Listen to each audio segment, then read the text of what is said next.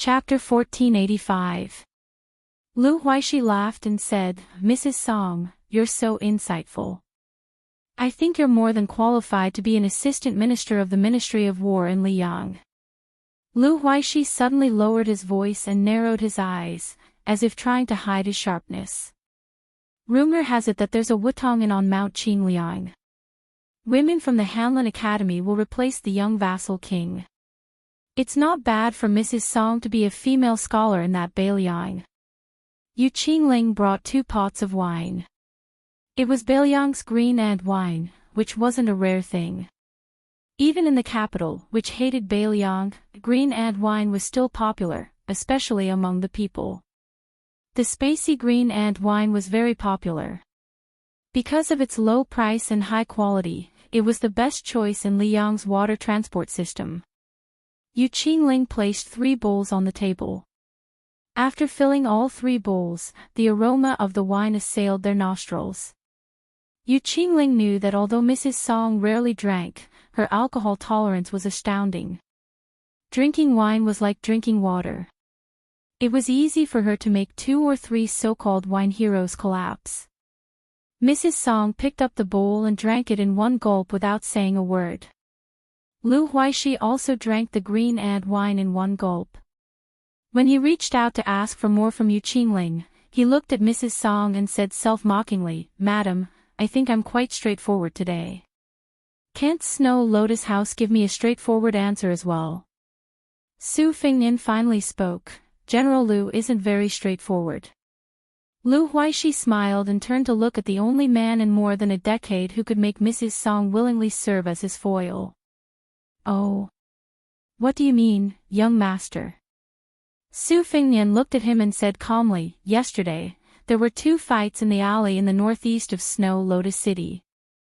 In the first fight, General Lu lost his adopted son, who was qualified to take on a great responsibility. In the second fight, General Lu personally watched from a distant building. Although he couldn't see clearly, he couldn't determine the depth of my skills. He probably couldn't guess the identity of the 2 riders who entered the city late at night and left this morning. However, compared to that swordsman Xiaomu of the Central Plains, compared to Meng Li of the Snow Lotus Tower outside the house, and compared to you, General Lu, it is obvious that I am in a higher realm. Most importantly, you brought 200 of the mansion's most elite troops and rushed over aggressively, with the idea of subduing the enemy without a fight. The reason why you had the spy you planted in Snow Lotus Parlor tell them to hold back their troops before I entered the room was because you, Lu Huaishi, learned of my true identity at the last moment. That person was afraid of my cultivation, so he didn't dare to speak. Maybe he wrote King of Beiliang or Su Fingnian on the table with tea, right?" Mrs. Song raised her head and glared at Yu Qingling. The latter's face instantly paled. Lu Huaishi put down the wine bowl and rested his hands on his thighs. Then, he stood up and bowed with cupped fists. "Commoner Lu Huaishi greets Prince Liang." Then, Lu Huaishi raised his head and grinned. "You can kill me or torture me as you wish, Prince Liang. But Lu Huaishi only asks for one thing, and that is, don't blame this girl." Su Fingnian took a small sip of wine. The weather was still cold in late spring, and Lu Huaishi was soon sweating profusely. Su Fingnian smiled. "General Lu, take your men back to the mansion first. This king still needs to consider what price Beiliang will offer. Oh right, when you go back, send the Snow Lotus to Snow Lotus Parlor." Lu Huaishi bowed and left the room. Inside the room, Mrs. Song's face was cold. She grabbed the porcelain bowl that was still filled with green and wine and smashed it on the head of Yu Qingling, who was kneeling on the ground. The wine seeped into her hair and mixed with the blood on her head. Mrs. Song wanted to kneel down as well, but found that she couldn't stand up from the chair. Su Fingnian smiled. "I don't want to comfort Mrs. Song, but what happened today isn't a bad thing." Mrs. Song glanced at Yu Qingling and gritted her teeth. According to the rules of Whisk Shui Room, as Yu Qingling's guide, the lightest punishment I can receive is to break one of my arms. Yu Qingling kowtowed on the ground and said in grief, Mrs. Song, I deserve to die. Your Highness, please don't punish Mrs. Song. Yu Qingling is willing to commit suicide as an apology. Su Fengnian sneered. Yu Qingling, Lu Huaishi begged for mercy for you, and you begged for mercy for Mrs. Song. But do you believe that you were sincere? Lu Huaishi, on the other hand, was scheming to protect himself. He seemed manly, but in reality, he was a vicious person who relied on his instincts to make the best decision. Perhaps you're wondering why I could see through it and think that I, Su Fengnian, am slandering Lu Huaishi, who has always been open and aboveboard even when doing evil things. Su Fengnian laughed at himself. If you really want to give a reason, it can only be explained that I'm also a cold-hearted person. It's always more accurate for a bad person to see another bad person. It's not that I can't force Lu Huaishi to kill you in order to live. It's just that when your emotions were fluctuating, Lu Huaishi was also certain that I wouldn't kill him easily. If he acted casually in front of you, you would only be more infatuated with him. Who knows, you might even bite your tongue and commit suicide. Yu Qingling only had a trace of doubt in her heart, but she quickly raised her head with a firm gaze. I won't. Su Fengnian wiped the edge of the wine bowl with his sleeve and handed it to Mrs. Song. He directly picked up the wine jar and drank a mouthful of wine. He said indifferently, actually, whether I kill Lu Huaishi or not is a small matter because Lu Huaishi can't decide who to side with. Before I appeared, he could only choose to side with Western Shu. This guy is full of lies. For example, he said that the offers from Western Shu and Nanjiang were real, but the offer from the Weaving Bureau of Liang Imperial Court was fake. The reason why Lu Huaishi didn't agree was because he knew that it was just a pie on paper. No matter how big the pie was, he couldn't eat it. The forces of Western Shu under Chen Jibao's command might be able to tolerate a General Lu of Shuolian City who ruled over a territory and allowed him to live freely on the border. However, they definitely wouldn't allow Lu Huaishi to lead his people anywhere. As long as he dared to take a single step out of Shuolian City, he was doomed to die. That was why the one Lu Huaishi truly wanted to rely on was the northern Mang that he thought was a sure win. That was why he was waiting. Only when the northern Mang took down Hudi's city and invaded Liang province's territory would he declare his stance. If by any chance northern Mang suffered a defeat in this war, he would settle for the next best thing, switching to Western Shu's embrace. Chen Jibao didn't attach any importance to a person like him and the several thousand stragglers he brought with him at all, undoubtedly breaking up his troops. Of course, this was Lu Huaishi's plan before he met me. After tonight, if he had an urgent need, he would open the temple door without burning incense and offer pigs and sheep when the time came. On the surface, Beimang was loyal to him and didn't have a good future, but secretly contacted Western Shu. If you don't believe me, I can ask Madame Song to send you to personally monitor the meeting between General Lu's mansion and Western Shu. When the time comes, you will definitely be disappointed with Lu Huaishi. Su Fengnian suddenly smiled. However, Yu Qingling will definitely not be able to resist going to Lu Huaishi while you're monitoring him. He just said a few words, and your heart softened again. It's not your fault. Fu Shui's room and spy are all inferior to the person you like. Yu Qingling lowered her head again and bit her lips. Life was short, but love was long. Su Fengnian stood up and walked to the window. He looked at the night scenery of Snow Lotus City, which was like a paradise. It must have been hard for Lu Huaishi to resist the temptation of your body. Did he personally promise you that he would only consummate his marriage with you after officially marrying you? Yu Qingling finally broke down and sobbed silently. Madame Song asked Meng Li, who was outside the room, to take Yu Qingling away and lock her up. She came to Su Fengnian's side and said with a bitter smile, I've made a fool of myself in front of your highness. I've also disappointed your highness. Su Fengnian shook his head and didn't say anything. Madame Song forced a smile and no longer called herself a servant. I'm very curious. Why is your highness so tolerant of Yu Qingling? If it were me, I would also ruthlessly kill her. Su Fengnian leaned against the window and said with a smile, it's very simple. Because my mother once told me that the world is not good. It's harder for women to live, especially beautiful women. So my mother told me that when I grew up, I shouldn't bully people if I could. I should treat them as well as I can. Madame Song stared at the young man and smiled gently. Unfortunately, I, Song Huang, was born more than 10 years early. Su Fengnian turned his head and blinked. He asked, isn't Madame only 20 years old this year? Chapter 1486. Madame Song, who had a high tolerance for alcohol, blushed as if she had drunk 1,000 white cups of wine. Is that so? But I was already 16 years old when I first met the general and the princess with the young lady. Su Fengnian smiled. The two of them leaned against the window. After a long time, Madame Song said softly, every minute of the night is worth 1,000 gold. Young Master Su, do you want to rest? Do you need someone to serve you? Su Fengnian said seriously, the bed in my room is a bit small. Madame Song spat, stood up straight, and turned to leave. She said, I just don't like to be eaten by an old cow. What do you mean by looking 20 years old? Who are you trying to fool?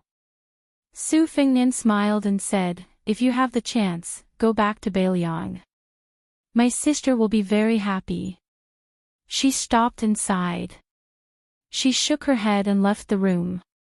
Su Fengnian took the wine jar from the table and leaned against the window to look at the brightly lit Snow Lotus City. After drinking more than half of the wine, there was a knock on the door.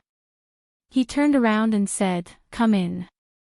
Swordsman Xiao Mu and the young boy and girl who were taking refuge in the Snow Lotus building walked into the room together. Xiao Mu cupped his fists and said, young master, I have received the Snow Lotus. I will go to Beiliang to work for you in half a year at the latest. Su Fengnian nodded and smiled, I trust you. Ma Zhebao's daughter immediately gathered her courage and asked, hey, Senior Sword Immortal, did you win against Huoba Bodhisattva? Su Fengnian joked, after the fight, I vomited a few pounds of blood. Do you think I won? The young girl exclaimed, so miserable.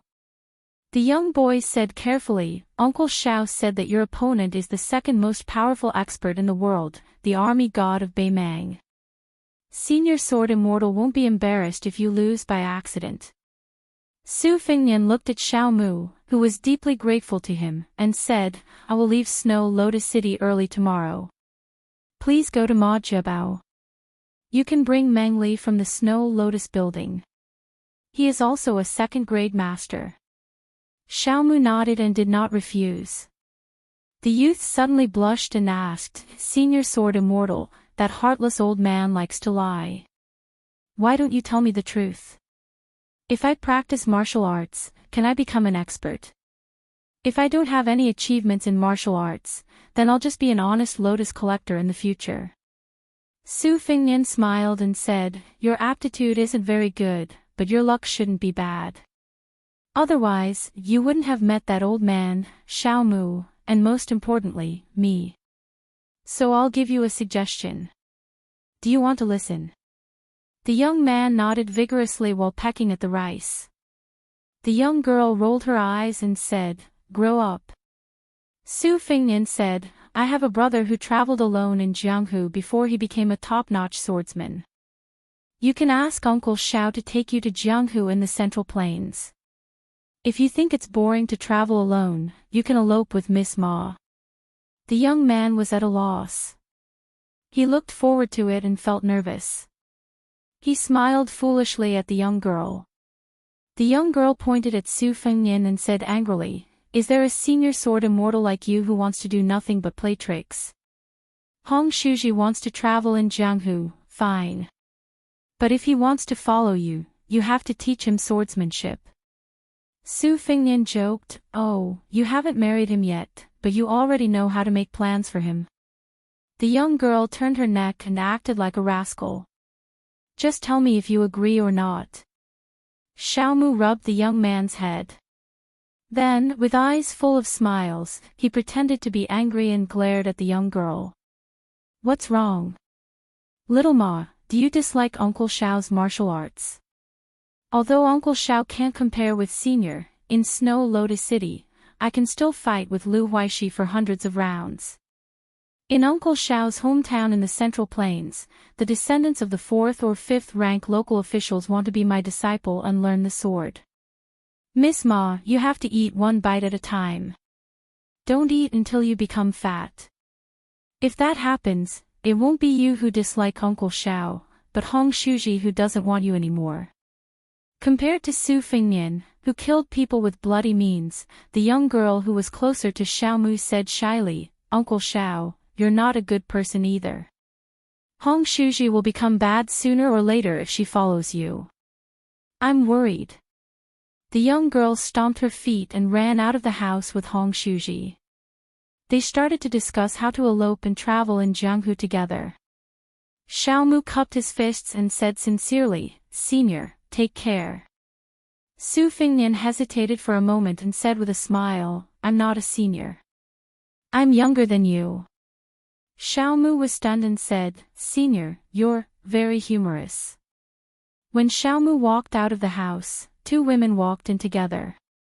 They were the purple bamboo fairy, Huang Chunyu, and the arrogant woman from the Lu family who couldn't control her mouth. Su Fingnian was a little self-deprecating. Had he become the most popular courtesan in a brothel? The woman from the Lu family, who had changed back into a woman's dress, questioned, You broke Marquis Zhang's tendons and destroyed his martial arts. You made him live a life worse than death. Aren't you afraid of revenge? Su Fingnian didn't pay attention to the woman with small breasts and no brains. He looked at Huang Chunyu, who came from the Sword Mountain, and asked, What's the matter? Compared to the arrogant woman from the Lu family, Huang Chunyu naturally had more experience in Jianghu and knew how to deal with people. She didn't pretend to be a girl of Jianghu. Instead, she bowed like a weak and virtuous woman. After straightening her slender waist, she said in a soft and apologetic voice, Grandpa Rowan has left Snow Lotus City. He said that he wants to follow the footsteps of a senior and travel with a sword. Grandpa Rowan asked me to tell you that he has no regrets in this life. He also said that he already knows your identity, but he won't say a word. Grandpa Rowan also said that in his lifetime, he will write a famous poem for you. Su Fingnian leaned against the window with some kindness in his eyes, Okay. Huang Chunyu's eyebrows were like flowing autumn water.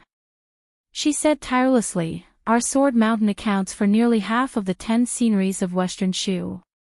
They are the Bamboo Sea, Old Lord Pavilion, Lingyun Stone Buddha, and the Moonlight Cauldron. If you pass by Western Shu in the future, I hope you can come to the Sword Mountain to enjoy the scenery. If you don't mind, I can lead the way for you. Su Fingnian smiled, If I have the chance to go to Western Shu in the future, if I still have the leisure to enjoy the scenery, then I will definitely go to the Sword Mountain. Huang Chunyu smiled innocently. It was hard to imagine that she was the cold beauty who was famous in the Jianghu of Western Shu. Su Fingnian said casually, I once went on a long journey and only went to Mount Qingqing. I missed your Sword Mountain. If I may ask, I don't know if the old ancestor of your Sword Mountain is still alive. I only know that the old ancestor went into seclusion to comprehend the sword many years ago. There has been no news of him in Jianghu for so many years. When it came to the secrets of the sect, Huang Chunyu's expression was a little awkward. For a top sect, it didn't matter how many people there were. It only depended on whether there were first-class masters and how many there were. Therefore, whether the old ancestor of the Sword Mountain was dead or still in seclusion was a world of difference. Old Ancestor Du of the Sword Sect was a martial arts grandmaster who had fought Li Chungang on his way to Shu for the sword trial. He was a rare existence in the entire Western Shu. To say that he could defeat Sword Godly in that era was tantamount to a fool's dream. It was not even wishful thinking to hope for a tie. If the current Jianghu of the Central Plains was a scene of heroes rising together, then thinking back to the past, Li Chungang alone was the Jianghu, and all the outstanding people. Su Fengnian did not force her. He smiled and said, "If he is no longer alive, help me propose a toast to Old Ancestor Du. If Old Ancestor Du is still alive, please help me pass on a message." The Tang Sword Chi scripture that Old Ancestor Du wrote when he was in the prime of his life, the two moves of pulling the Sky River and washing the troops' armor were quite imposing. Huang Chunyu nodded her head gracefully and obediently. The woman of the Liu family who was ignored pointed at Su Fengnian and said angrily, "Do you think I'm blind? Do you know who I am?" Su Fengnian asked back, "Are you the Empress Yan Dongwu? Or Xianyuan Qingfeng of Mount Hui? Or Qinyu?" Then Su Fengnian said coldly, "If you are not, then get out of here." She bared her fangs and brandished her claws, shouting, "I will bite you to death," as she ran towards Su Fengnian. Huang Chunyu quickly said goodbye and hugged this reckless girl's waist, quickly bringing her out of the house. After Huang Chunyu stepped out of the door, she suddenly turned around and said with a smile, "Young master, I almost forgot to tell you. Grandpa Erwan said that he has already thought of the title of the poem. It will be called The Journey of the Fierce Blade in the Snow." Chapter 1487. The second chapter is before midnight. The third chapter is before midnight. Su Fengnian had already left the city when the sky was still dark. Madame Song personally saw him off and the two parted at the city gate. Lanterns were hung high on the city wall, making it as bright as day. Su Fengnian noticed that Madame Song, who was dressed elegantly, had not only changed into a red, yellow, wide-sleeved gown, but also seemed to have put on some makeup. She sat high on the horse, her beautiful skirt trailing behind her. Under the illumination of the lanterns, she looked especially beautiful. Su Fengnian had already discussed all the matters that he needed to pay attention to in the Snow Lotus House. Feigning civility with the fence-sitter Lu Huaishi was of the utmost importance. The spies from Beiliang and Western Shu would use this person as bait. Su Fengnian wore the old cold knife that had broken into two pieces at his waist. He carried an inconspicuous cotton bag with a few changes of clothes and some yellow and white items on his back. As they parted, Madame Song lived up to her reputation as the woman who had written the phrase, carrying a knife and standing alone in all directions, shining through the clouds at night. She did not show any signs of embarrassment and smiled as she cupped her fists and said, "Even if you accompany a friend for 1,000 miles, you still have to part in the end. Take care, Your Highness." Su Fengnian nodded and reminded, "Like I said before, the Snow Lotus House is only the Snow Lotus House. There is no need for you to personally participate in the battle. Unless it is absolutely necessary, don't try to be a hero. It is not easy to find a three-legged toad, but there are plenty of two-legged men who want to be heroes." Madame Song smiled and said, "Is that so? I thought all men were three-legged." Su Fengnian laughed it off and then said seriously, "Don't think that I am being overly sentimental. It is fine if Beiliang and Western Shu coexist peacefully. However, as long as Chen Jibao turns his attention away from the Central Plains, he will soon reveal his true intentions. At that time, not just your Snow Lotus House, but all the strongholds of the Fu Shui House in Western Shu and Nanzhao will be uprooted overnight. I don't need to say much about Chen Jibao's style of doing things. That is why I have already asked Chu Lushan to arrange your escape route. All of you are priceless treasures of Beiliang." Madame Song's eyes were calm and peaceful. Su Fengnian took the cold blade from his waist, which had been broken in the fight, and threw it to Madame Song. "Northern Cold Blade only kills outsiders." Su Fengnian's figure gradually disappeared into the distance. Madame Song held the cold saber and slowly raised her hand. She was unwilling to put it down. The simple and austere saber and the slender and delicate arm formed a sharp contrast that could capture one's soul. The burly Meng Li had appeared in the shadows near the city gate. His eyes were complicated and his face was gloomy. Ever since this taciturn man had volunteered to be sent to Snow Lotus City 12 years ago, he had conscientiously helped Song Huang build a tall building from the ground. 2 8-story Mandarin duck pavilions were unique even in the rich and fertile land of West Shu. He had been through life and death situations for more than 10 years. Time and time again, he had to dress his wounds alone. Time and time again, he looked at that figure from afar. He could see it, but he could not catch it. Meng Li leaned against the city wall. His expression was uncertain. In the eyes of this bloodthirsty man, Madame Song was like a bunch of enchanting begonias in a silver vase. He was willing to stand in the distance and watch the flowers slowly wither, but if someone wanted to pluck the flowers and put them in their sleeves, no matter who that person was or what status they had, Meng Li would be worried. At some point, Madame Song had put on her cold saber and rode to the foot of the city wall. Meng Li stood in the shadows. She should not have seen his strange expression. Suddenly, Madame Song reached out her hand and fanned near her nose. She mischievously said, "Meng Li, why do I smell jealousy?" Meng Li's face instantly turned red. He was at a loss. Madame Song dismounted and led the horse forward. Meng Li hesitated for a moment before quickly following. Madame Song said softly, "Meng Li, I already know what you're thinking." While Madame Song was probably thinking of some gentle words, Meng Li had already bitterly said, "Madame, I also know." Madame Song stopped and patted Meng Li's shoulder. For the first time, she looked at this man with a rough face but a delicate mind. She was in high spirits. Her limpid eyes were overflowing with color.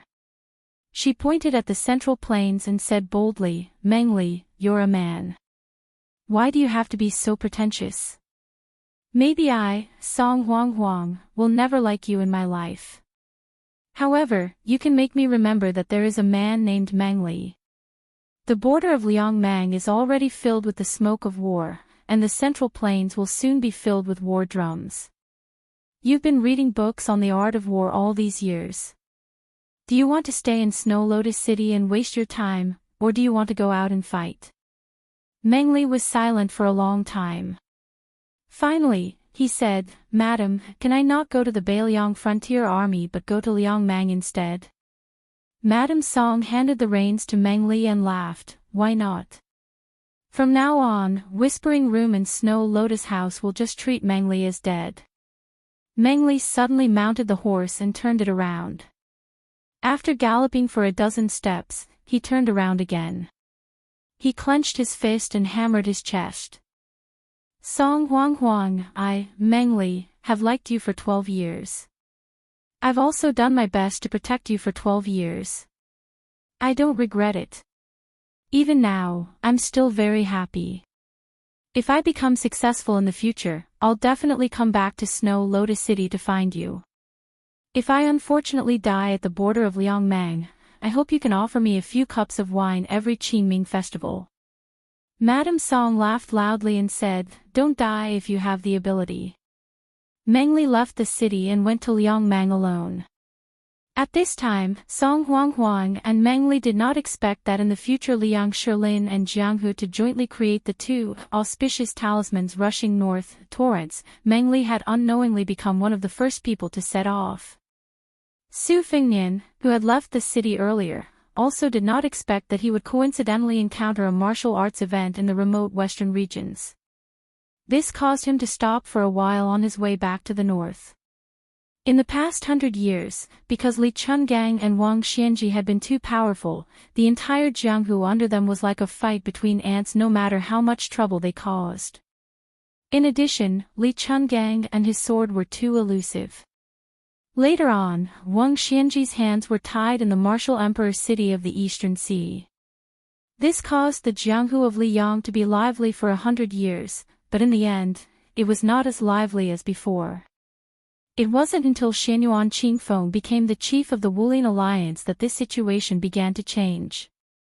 Of the 4 grandmasters, Su, Chao, and Tuoba, none of them were pure Jianghu people.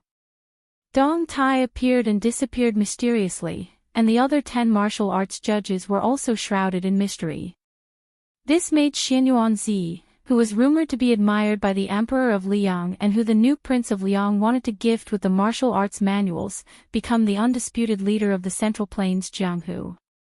Apart from the publicly recognized top 10 sects, the Sword Tomb of the Wu family, the Dragon Palace of Nanjiang, and the Fish Dragon Gang of Beiliang were at the bottom of the list. After the Martial Arts Society meeting at Great Snow Ping, many new lists were released near Liangsan. These lists abandoned those martial arts grandmasters and Jianghu sects that were too high in status. They were newly evaluated as the 4 fairies, the 4 sages, and the top 10 sects. In addition, there were also titles such as the 12 chiefs and the 8 demon lords. Although these lists were no longer lofty, it was precisely because they were approachable that they were as vigorous as weeds. Soon, everyone in Liangjiang knew about them. Under this general trend, 2 major events occurred in the bustling Liangjiang Lake. One was that Xianyuan Qingfeng had come out from his closed-door training. In just half a year, he had comprehended the path of immortality, and his realm had skyrocketed. He was born from the 12 chiefs of auspicious talisman of the 13 grades of spring and autumn.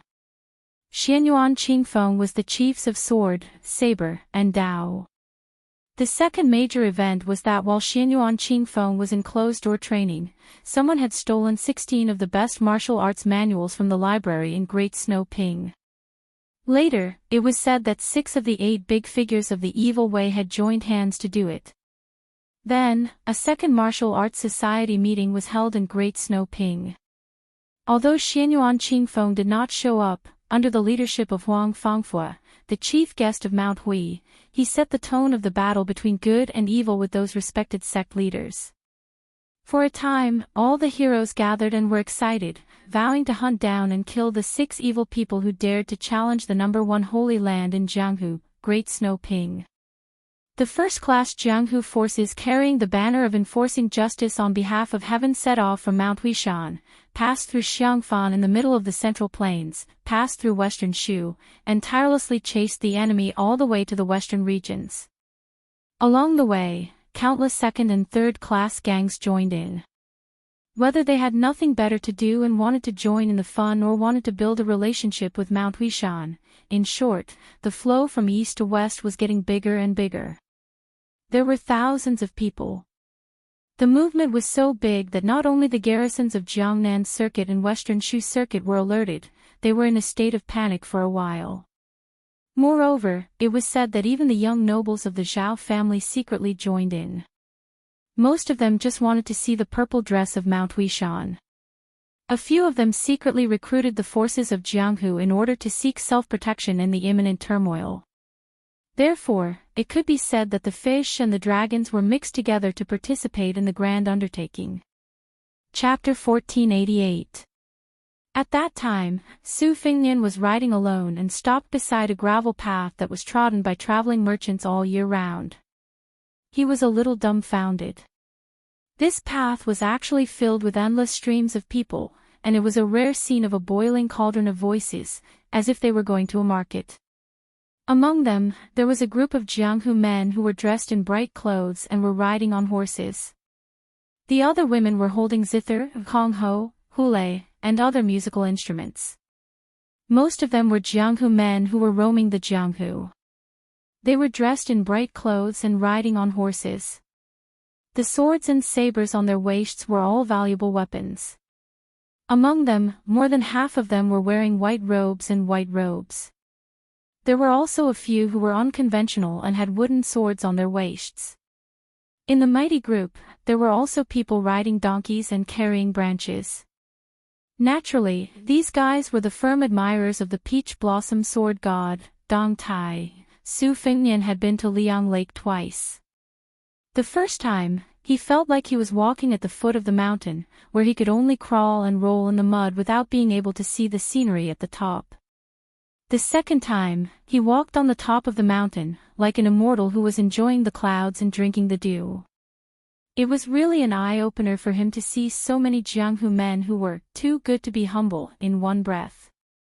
Su Fengnian stopped his horse and didn't move forward. He didn't have a horse that was worth hundreds of gold coins, nor did he carry any weapons. In fact, he was not eye-catching. For ordinary young people who wandered the Jianghu, even if they had a first-class appearance, they didn't mean much to men. Even for women, if they didn't know how to build connections, they could only be a heroine with a little reputation in a county of Banzhou. It was hard to be called a fairy. Even if they saw Su Fengnian, the men just glanced at him, and the women just looked around. At most, they would look back and take a second look. They felt that it was a pity that this handsome young man was not from a famous sect. Otherwise, they could find a chance to win him over. It should be known that the top 10 new talents in the Wulian world were all related to the 10 great sects of the Four Sages. For example, Dou Changfeng, who had a toad-like face, liked to stick out his tongue and lick his lips when he was free. Eating at the same table with him would make one lose appetite. Just because he had a good master who had a place in the great snow square of Mount Hui, he was always surrounded by women. Su Fengnian looked at the crowd in front of him quietly and sighed with emotion. Previously, the spy had sent a message to the Snow Lotus Tower that Tantai Ningjing had rushed to the Guangling Taoism. Chao Chengxing's transition from the holy path to the domineering path was undoubtedly another proof that the Confucian sages of the past dynasties often didn't have a good ending. It should be known that under the devil suppression well in the water moon mirror, there were those famous Confucian sages who were famous for their benevolence and righteousness. In the eyes of ordinary people, this must be a strange thing, but in the eyes of the Qi trainers in the world, this was the cycle of the heavenly way.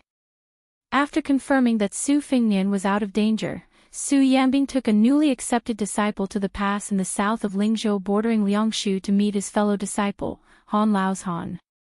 It seemed that he was entrusting his son to him. Perhaps he didn't want to have any regrets before the life and death battle with Huyan Dogwan. Suddenly, someone laughed loudly and swept across the yellow sand. Although this person was excellent in martial arts, he didn't offend the crowd by flying over the heads of the people in the middle of the path. Instead, he rode on the wind beside the path of the unknown people like Su Fengnian. His figure rose and fell like a dragonfly skimming the surface of the water, bringing up bursts of yellow dust. Su Fengnian was wrapped in the dust. After the master flew over the man and the horse, the yellow sand hit them in the face. Su Fengnian didn't care about it and just casually scattered the sand. Around him were a lot of people who were forced to eat the sand and curses. A young pedestrian closest to Su Fengnian was stepped on by the flying master on the shoulder. Although he wasn't injured, he staggered and bumped into Su Fengnian's mount. Su Fengnian bent down and gently held the poor guy's head. After letting go, the man raised his head and didn't seem to be flustered and exasperated. He said gratefully with a good temper, "Thank you, young master." Su Fengnian shook his head and asked with a smile, "Where are all of you going?" The man's eyes widened. "Young master, are you from the western regions?" Su Fengnian nodded and said, "I'm heading north from Snow Lotus City. I'm very curious as to why so many Jianghu heroes suddenly appeared here." The young man with an old cotton bag on his back laughed and said, "No wonder, no wonder. Young master, you don't know. Not only are there nearly 1,000 Jianghu heroes on this road, but all the masters of the Central Plains are also heading west. They are divided into 3 groups and are heading to a small town in the western regions dozens of miles away. They are going to meet the Wulian Alliance chief there and discuss how to kill the 6 great devils together.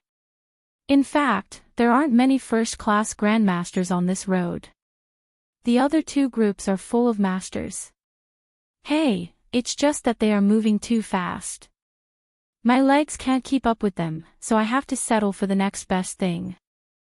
Su Fengnian dismounted and walked forward with the cheerful young man. The latter couldn't help but take a few more glances at Su Fengnian's mount. His eyes were full of undisguised envy. Su Fengnian saw that the young man looked tired and his footsteps were light. He smiled and asked the young man to take off his bag and hang it on the horse's back. The young man didn't stand on ceremony and sincerely thanked Su Fengnian. He took the opportunity to pat the back of the horse a few times and praised it for its excellent colt. The young man saw that this young master didn't seem like a rich man who was difficult to get close to. Moreover, this young master was a lively person who couldn't keep his words to himself. Therefore, he opened his mouth and told Su Fengnian about the scale of this trip to the western regions. His face was brimming with pride as a Central Plains man. Without needing Su Fengnian to ask, the young man took out his family's wealth. He came from Yanglu County, Gangnam-do, which was the richest in the world. His name was Shin Chongging, and his master was one of the last consecrated elders in the county. However, he was only one of more than 10 disciples in name other than the direct disciples. This time, there were more than 20 people from the sect who were heading to the western regions. However, they were all proud disciples of the sect leader and the 3 deputy sect leaders. They were not on the same side and couldn't join in the fun. Therefore, he had to travel alone. After talking about his family's affairs, Shin Chongging, who boasted that he was the messenger of Yanglu County, began to introduce Su Fengnian to the important people on the road. "Hey, do you see those women in front who are all playing musical instruments? Don't underestimate them just because they are girls. They are all extraordinary. They are all fairies from the Misty Mountain, the second largest sect in Huainan Dao. The Misty Mountain only accepts women and is divided into 2 peaks. The women of the 2 peaks are seated according to the positions of the ceremonial courtesans and ceremonial courtesans. Oh right, these courtesans are definitely not prostitutes. Young master, you must not blaspheme against them. You must know that the Misty Mountain sect leader, the Flying Cicada Fairy, has a technique to retain her youthful appearance. She is already 50 years old, but she is still as graceful and moving as a 16-year-old woman. Even in the Great Snow Plateau of Mount Hui, her seat is also very close to the front. Her reputation in the Jianghu is also extremely good. After our Wulian Alliance chief came out of seclusion, he discussed the Jianghu together with 18 leaders of the righteous path. The Flying Cicada Fairy is one of the 18. As for those nuns, they come from the Jingxi nunnery of the southern peak Zen Mountain. In the past year, they have been competing with the Tranquil Heart Monastery, which also established a sect in the southern peak Zen Mountain, for the position of Mountain Lord. It is said that the Wulian Alliance chief will recognize whoever makes the greatest contribution this time as the master of the southern peak. The one at the front is a big monk who is 10 feet tall and has a red sandalwood bead around his neck. His nickname is the Red Sandalwood Monk. He is a famous expert in Liaodong. Currently, there are 16 loose immortals in the Jianghu, and he is one of them. It is said that when he was young, he found an old ginseng that was only 10 years away from being 1,000 years old. He bitterly waited for it for a full 10 years. After eating the old ginseng, his internal energy greatly increased, and he was able to become a loose immortal. I heard that the string of the red sandalwood Buddhist beads is made of the roots of the old ginseng. Even if you have a divine weapon that can cut through hair, you can't cut it. The group of young masters and daughters riding horses are all disciples of the famous Orthodox sects in the Jianghu, which is an important martial arts town in the southeast of Liang. I call these people the 2nd or 3rd generation of the senior generation. Don't the officials have the 2nd generation and the descendants of the generals? They are all disciples and grand-disciples of the local martial arts grandmasters who are famous in Jianghu. Naturally, they are the 2nd or 3rd generation of the senior generation. As for me, forget about it. My Taiga sect. I'm not afraid of being laughed at by young master, but in reality, there's no way for us to compete with those 4 or 5 top-notch sects in the county. We can only shut our doors and pretend to be masters. My direct disciple brothers can only show off in the county. Once we leave our hometown, aren't we just serving tea to other people of the same age who come from famous sects? Anyway, I can't stand it anymore. I'm happy to be free and unfettered. At least, I don't have to act according to other people's wishes. Su Fengnian patiently listened to the young man's long-winded chatter with a tranquil smile. Shen Changjing's mouth was dry from talking. Su Fengnian handed him a pot of green ant wine that he had brought from the Snow Lotus Tower. Shen Changjing, who had never tasted this kind of wine, did not know the severity of the situation. He took a big gulp and felt as if his throat was on fire. His face turned red and he coughed continuously.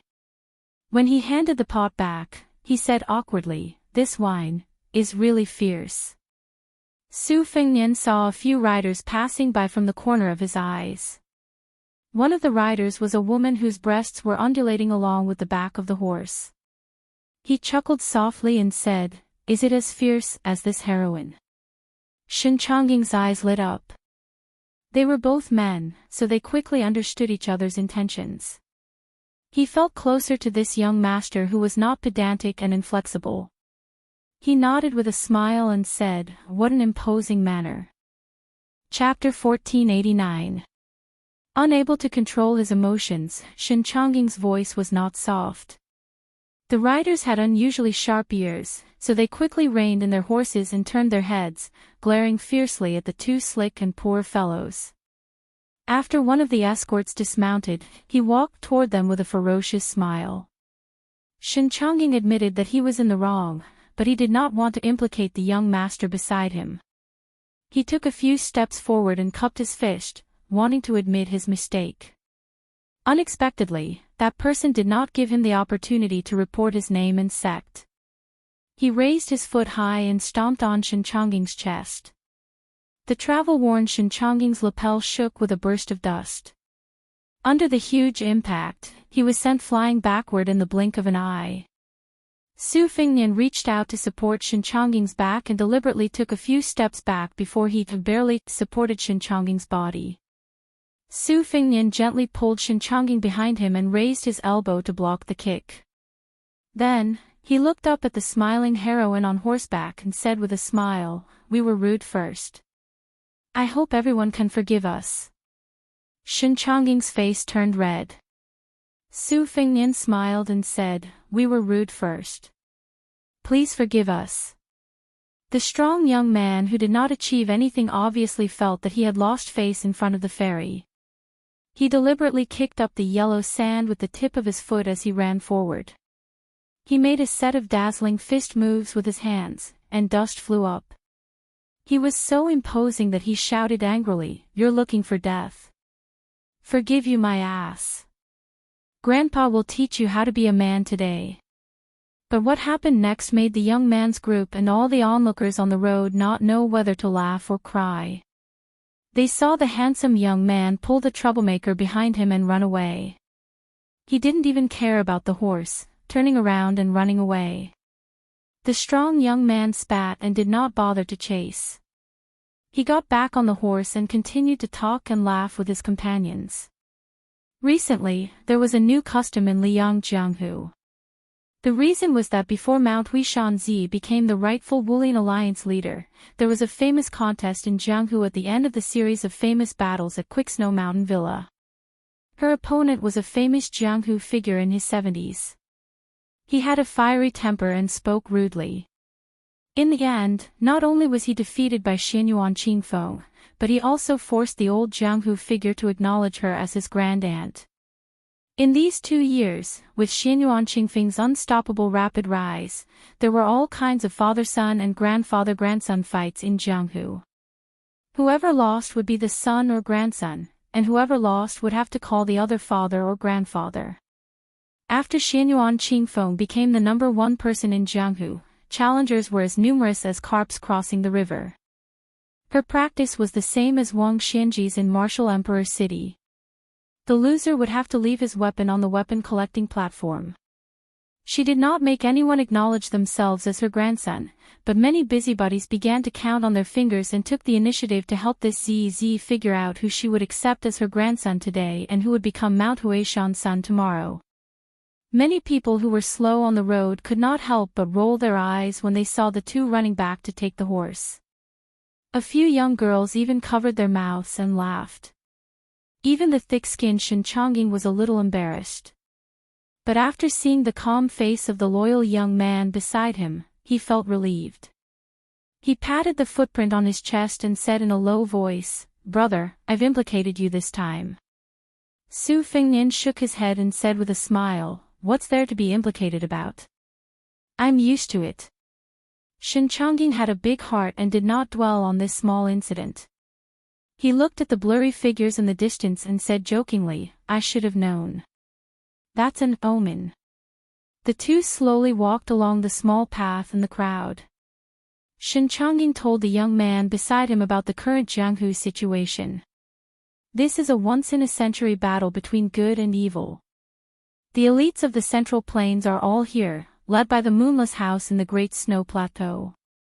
Among the new 10 major sects, the Quick Snow Villa by the Lake of Spring, the Dragon Palace in Nanjiang, the Gangnamdo's Black Drum Stage, the Yuyan Villa that rose again with the help of the Dragon Rock Sword Furnace, Taibai Sword Sect, Jinswa Saber Manor, Shishu Spring Invitation Cottage, plus the veteran Donghua Sword Pool and Bailyang's Fish Dragon Gang.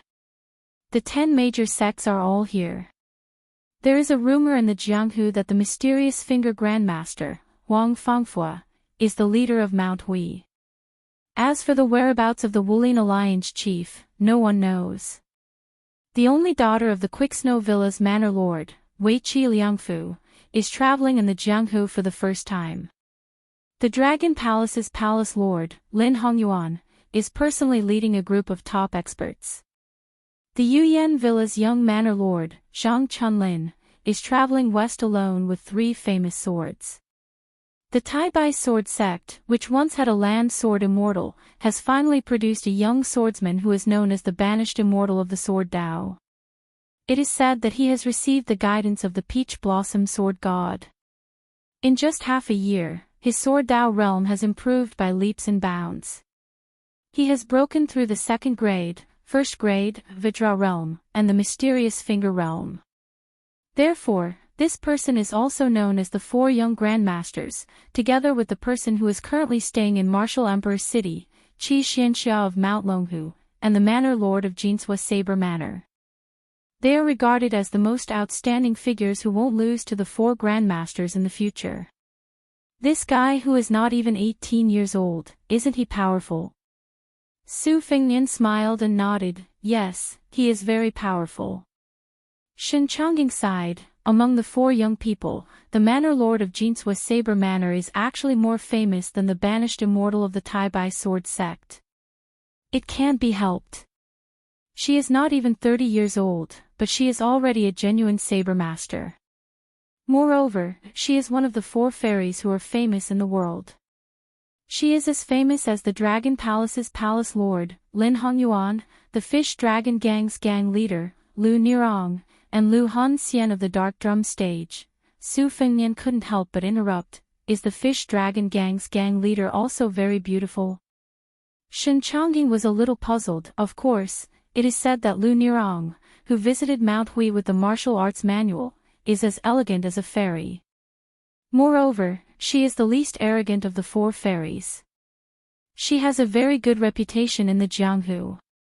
Su Fengnian didn't know whether to laugh or cry. I see. Shen Chongying said worriedly, it's just that this extermination of the evil demons is not a sure thing.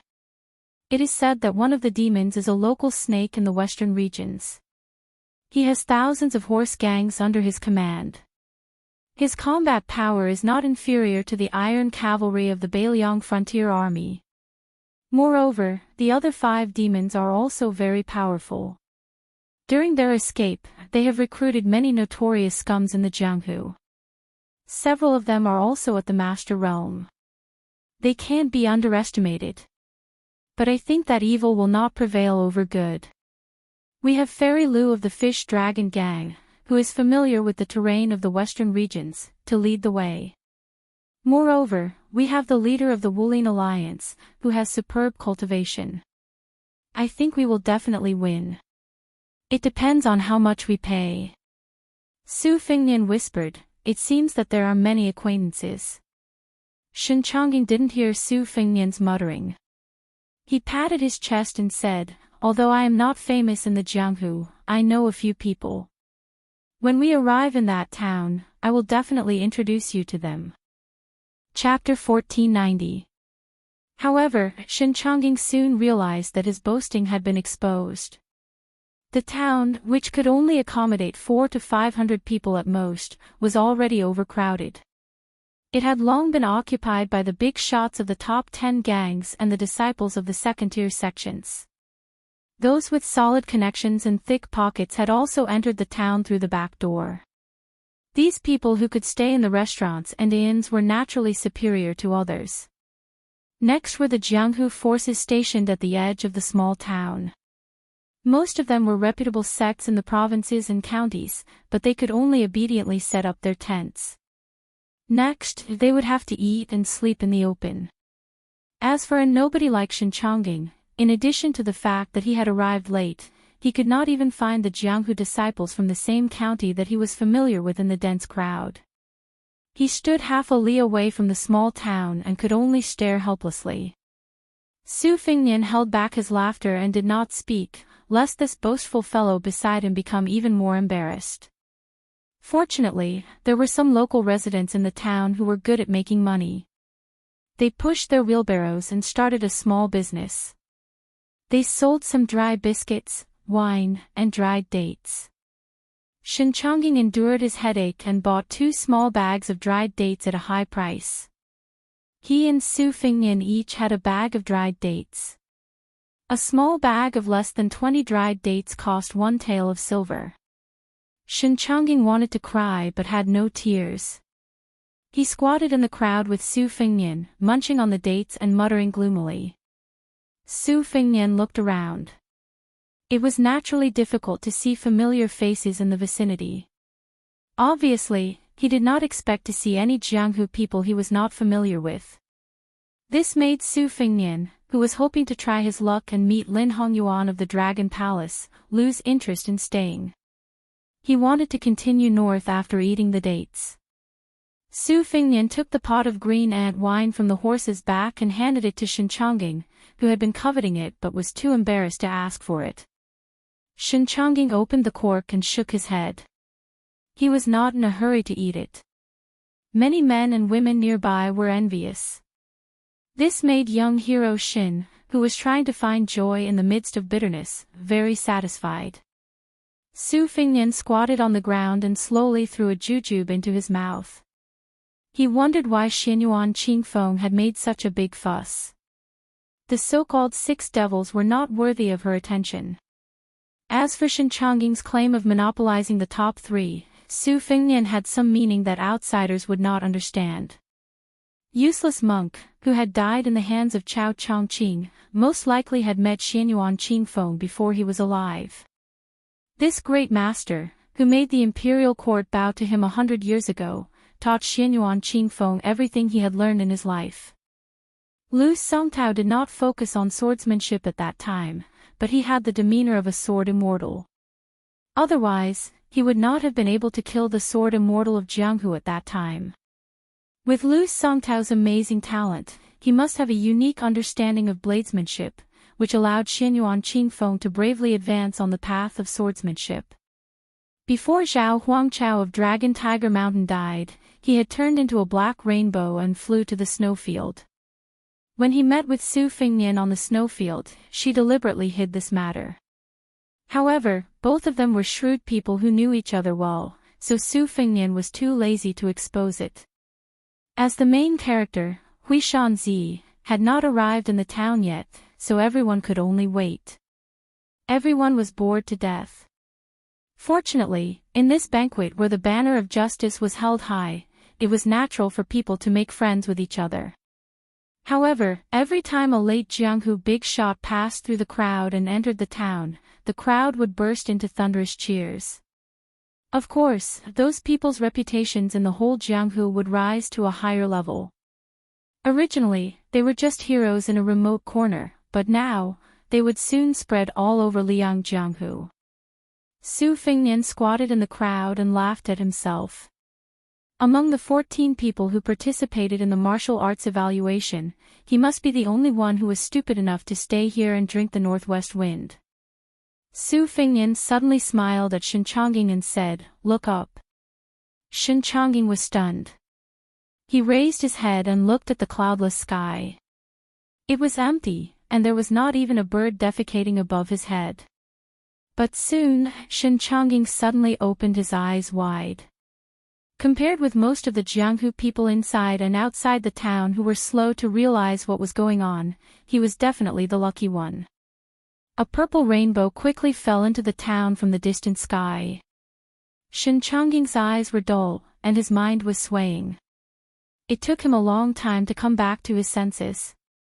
He even forgot why the person beside him had such foresight. He just rubbed his cheeks hard and explained to the person with emotion, "It must be the chief of Wulin." "How is it?" "Is it?" Su Fengnian nodded before Shen Chongying could say anything. "Yes, it's very powerful." Shen Chongying laughed loudly and poured the remaining red dates in the bag into his mouth. Then, in a fit of excitement, he imitated the legendary land sword Immortal who could invisibly kill people with sword chi. He spat out the dates with a few puffs. As a result, one of the dates fell on the back of the head of a man sitting on the ground in front of him. In fact, the force was very light, and it did not hurt or itch. But in Jianghu, one had to pay attention to face more than life. The man suddenly turned his head and saw Shen Chongying, who was first stunned and then pretending to look up at the scenery with his mouth closed. He got up and rolled up his sleeves to give the little bastard a few slaps. Shen Chongying's face was sullen. He turned his head and looked at Su Fengnian, planning to run away again. However, Su Fengnian took the wine jug from his hand and threw it high to the man. He laughed and said, "Brother, don't be offended. If you want to beat people up, we'll accept it. But the world is big, and drinking is the most important thing. Drink up first." The man subconsciously caught the wine jug and smelled it. His face was intoxicated, and he drank it all in one gulp. His whole body quivered, and he gently threw the wine jug back. He glanced at the horse behind Su Fengnian and raised his arm to wipe the corner of his mouth. He laughed heartily and said, "It's strong enough. If you don't mind, we still have some bacon left. Why don't you try it together?" The two groups of people, 7 or 8 rough men, sat in a small circle. The man used a dagger to cut the bacon that was less than 2 caddies heavy. Everyone, including Su Fengnian and Shen Chongying, had a share. Su Fengnian took out a few taels of silver and bought about 10 caddies of wine. Someone was so happy that he slammed his bowl on the ground. This enraged the townsfolk who sold wine in bulk and could lend their bowls to the customers, but he did not dare to say anything. Fortunately, since Su Fengnian had already revealed his true colors, he simply gave all his taels of silver to the vendor. He bought the cart of 40 to 50 caddies of wine and 2 large lamb legs in one go. Su Fengnian's wealth made the originally reserved atmosphere suddenly warm up. Drinking wine and eating meat was better than being a noble. Although the wine was of poor quality, it was still intoxicating after drinking a few caddies.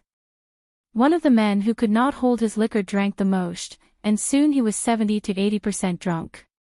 The man who sat on the ground slapped his thigh. He was probably one of the people in the group who had studied and learned to read. He had a rare scholarly air about him. He acted as if there was no one else around and proudly sang, pawning a famous sword to buy inferior wine, killing the barbarians in Longsheng, Liangzhou. The wind chimes in the grassy pavilion said, "Ding ding ding, after death shall enter the martyr's shrine." While everyone was waiting for him to continue, the man shook his head and mumbled that he was really drunk. Then he leaned back and fell to the ground, snoring loudly. The man who knew Su Fengnian first laughed and said, "This guy studied in a private school for a few years. He always said that he was talented but was not recognized. After drinking, he liked to speak in a sour language that we don't understand. He's not like this usually. In fact, He's the kind of person who can't take his eyes off a woman's big buttocks.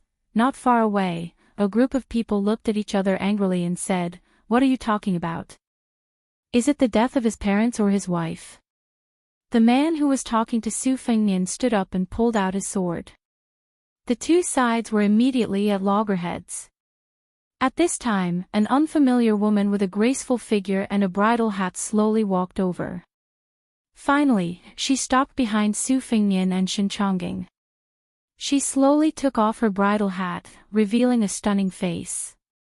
More than 10 men from both sides forgot to curse at each other. Their eyes were all fixed on the woman's figure. The man who had already pulled out his saber kicked his drunk friend beside him. The latter's eyes were hazy. He looked at the woman in a daze and said that she was a fairy who had descended to the mortal world. Then, he passed out again. Shen Chongging, who was sitting on the ground, turned his head to look at the woman. When she sat between him and Su Fengnian, he still thought that he was seeing things because he was drunk. Su Fengnian laughed and asked, "Why did you change your purple clothes? Are you afraid that you'll be recognized with the way you appeared just now?" The woman with 2 exquisite wine jugs silently threw a jug of wine to Su Fengnian and started drinking on her own. For some reason, when this strange woman sat down, everyone around Su Fengnian sobered up. The Jianghu ruffians next door who were about to fight also lost their temper. They all held their breaths and didn't even dare to breathe loudly.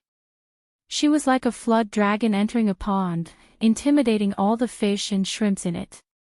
Su Fengnian whispered in a mysterious voice that only she could hear, "I'll give you the Tide Listening Pavilion's martial arts manual, and you'll let the Jianghu of the Central Plains know about the battle in Beiliang.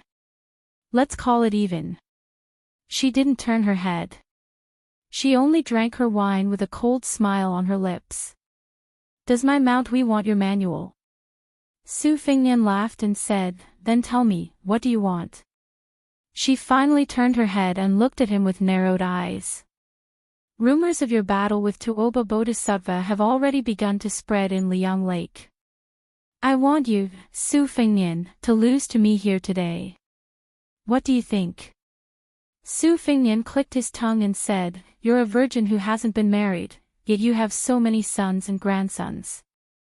Aren't you ashamed?" Her fingers suddenly tightened around the wine jug. Wisps of purple energy rose, but they disappeared in an instant. Su Fengnian ignored this and said with a smile, "Drinking is fine, but fighting is out of the question."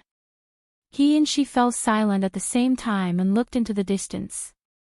It was just like when they were looking at the snowman called Dream under the eaves of the capital. Chapter 1491. Chapter 3, It's definitely very late. The reunion after a long time, after the two drank all the wine in the pot, parted on bad terms. For the first time, the talkative Shen Chongging did not say a word from beginning to end. It was only when the woman put on the veil that covered her face and walked straight into the small town that he suddenly woke up from his absent-minded state. He carefully used his elbow to hit Su Fengnian and asked curiously, "An acquaintance?" Su Fengnian smiled and said, "You can say that."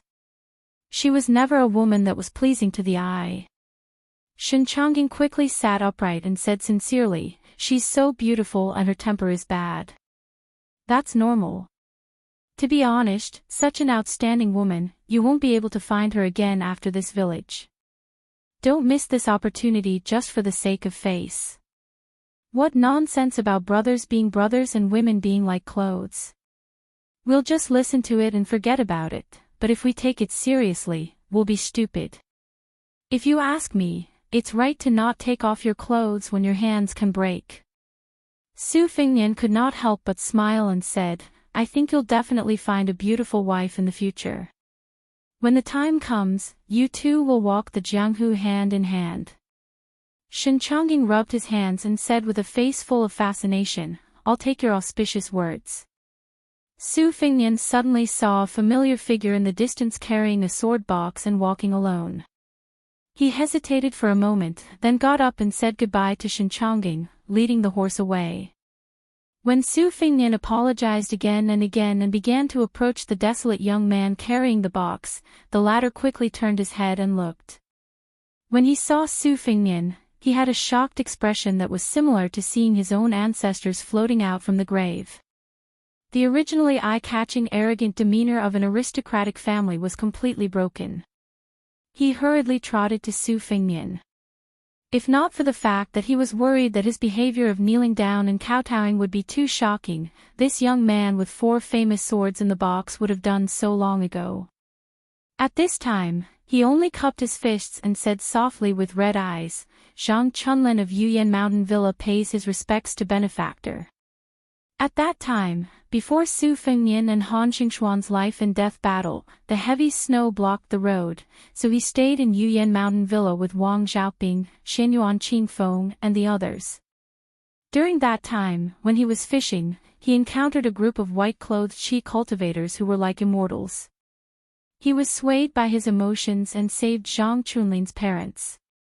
After that, he also took away the swords such as Long Su Feng and Slender Waist. Now Yuyan Mountain Villa's luck had changed. Zhang Bingling, who had untied the knot in his heart, joined hands with his wife to reforge the sword. More than 10 famous swords with unparalleled sharpness came out one after another. The villa became famous and became one of the new top 10 sects in one fell swoop. As Su Fingnian became famous all over the world, Yuyan Mountain Villa also deduced the hidden identity of Su Fingnian based on the clues. Zhang Chunlin, who had always been longing for Jianghu, naturally regarded Su Fingnian as his benefactor and immortal.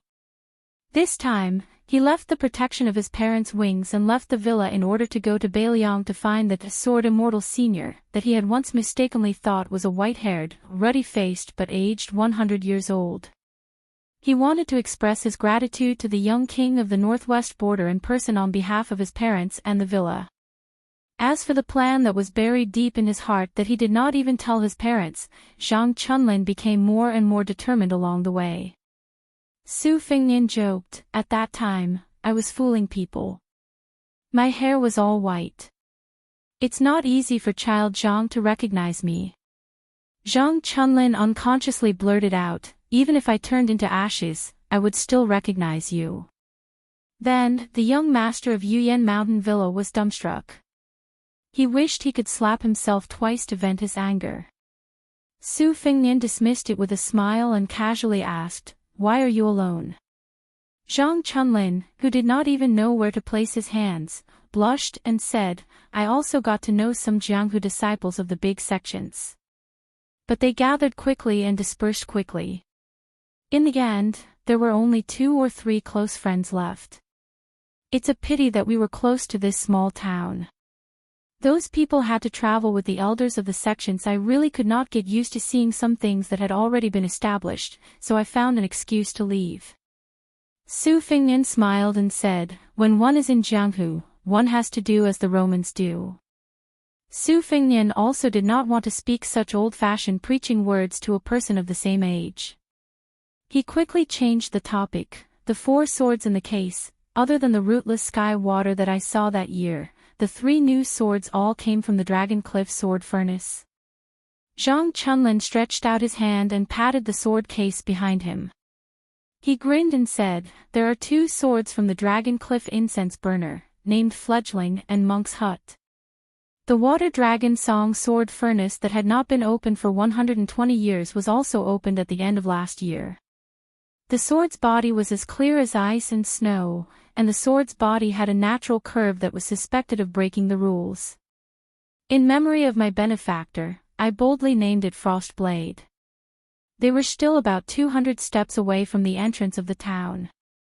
There were many tents and it was getting more and more difficult to move forward. Especially when Su Fingnian was leading the horse at an inappropriate time. Naturally, people rolled their eyes at him. Influenced by his simple family style, Zhang Chunlin had always been a well-educated and kind young man. However, when he saw his benefactor apologizing to others, the young and vigorous Zhang Chunlin was still somewhat angry. He felt that it was not worth it for his benefactor to apologize to others, but at the same time, he constantly reminded himself not to ruin his benefactor's great plans. When Su Fengnian and his horse were unable to pass through the crowd, he said to Zhang Chunlin, "I won't send you into the town. I still have to return to Liangzhou." Zhang Chunlin was once again stunned on the spot. "Benefactor, you're not going in." Su Fengnian said self-deprecatingly, "I won't join in the fun. The war at the border is urgent. You should have heard that I was chased all the way to the south by Tuoba Bodhisattva. I have to hurry back now." Zhang Chunlin wanted to say something but stopped. His ears were red to his neck and his eyes were wandering. It was obvious that he was in a dilemma. Su Fengnian seemed to have seen through his thoughts. He smiled freely and said, "If you want to enter the Beiliang Frontier Army because you want to repay a debt of gratitude, I'll be honest. In fact, there's no need. First of all, your Yuyan Mountain Villa has given me a sword twice, so you don't owe me anything. Second of all, Jianghu men have been in Jianghu for a long time. The soldiers at the border will die at the border. This has always been the case." Just as Zhang Chunlin was about to speak, two groups of people arrived. Behind them was Shen Chongging, whom Su Fengnian had met by chance. The three people who came out of the town were Zhang Chunlin's rare friends. The difference in status between the two sides was like heaven and earth. The difference in bearing and demeanor was also huge. Therefore, when the three people stood beside Zhang Chunlin and the timid Shen Chongging stood beside Su Fengnian, the two groups were clearly separated. Even if the three young men did not show the slightest contempt, they were only a few steps away from Shen Chongging, as far as the horizon. Su Fengnian did not have any sighs about this. That time at the Baogua Temple in Gangnam-do, the poor scholar Chen Shiliang sat at the same table as those famous people. Was it not the same? Although Zhang Chunlin was on good terms with the three people of the same age, he had never revealed Su Fengnian's identity. When talking about the fight for the flying sword that happened on the lake of the villa, Zhang Chunlin only said that he met a sword immortal senior who had concealed his identity. His white hair was like frost and he had countless flying swords. He was a genuine immortal. Chapter 1492. Shen Chongging tugged at Su Fengnian's sleeve and whispered, "You want to go north?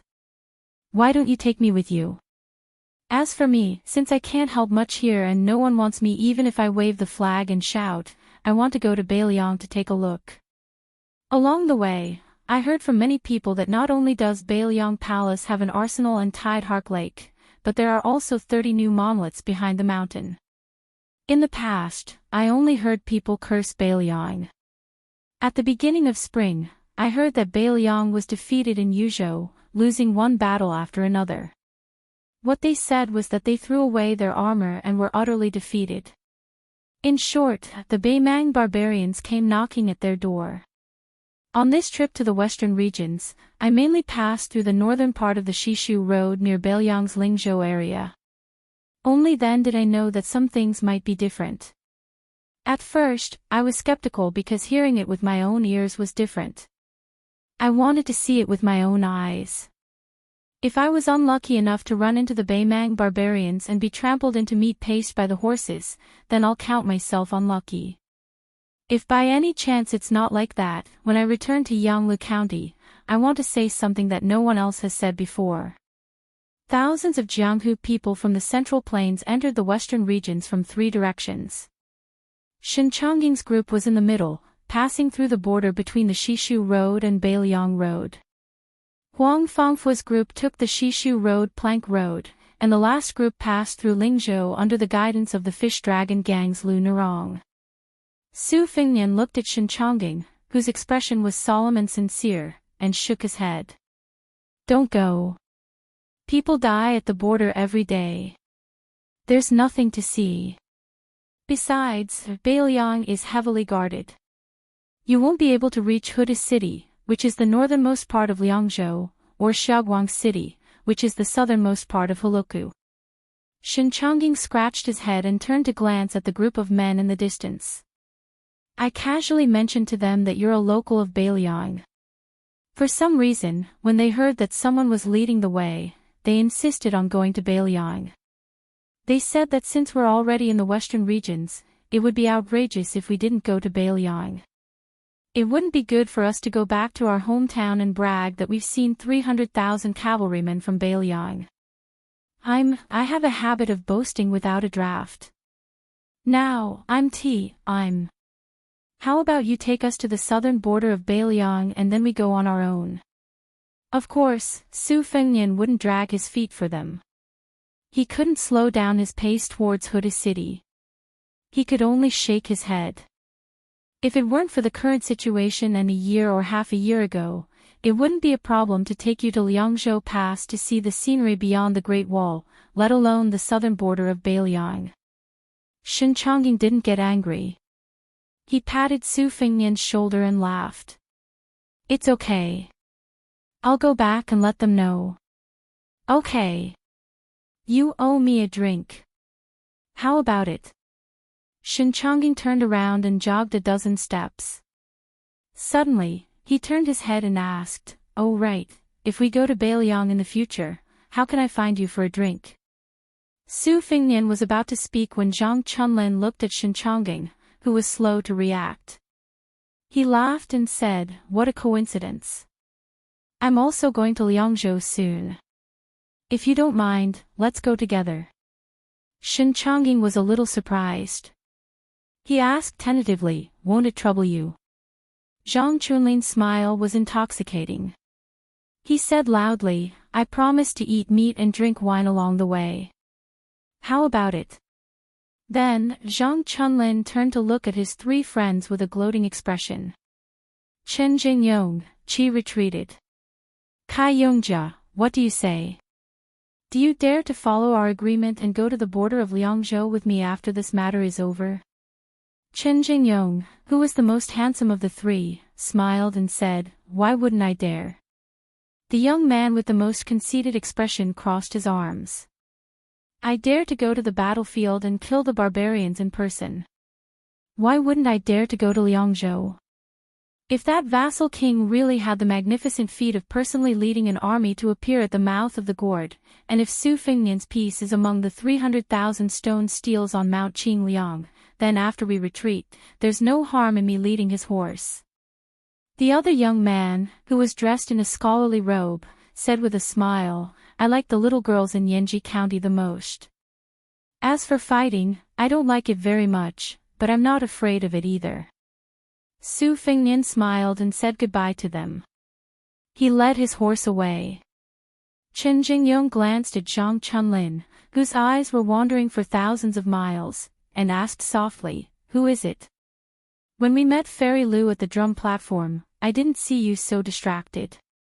Zhang Chunlin smiled and said, "You'll know in the future."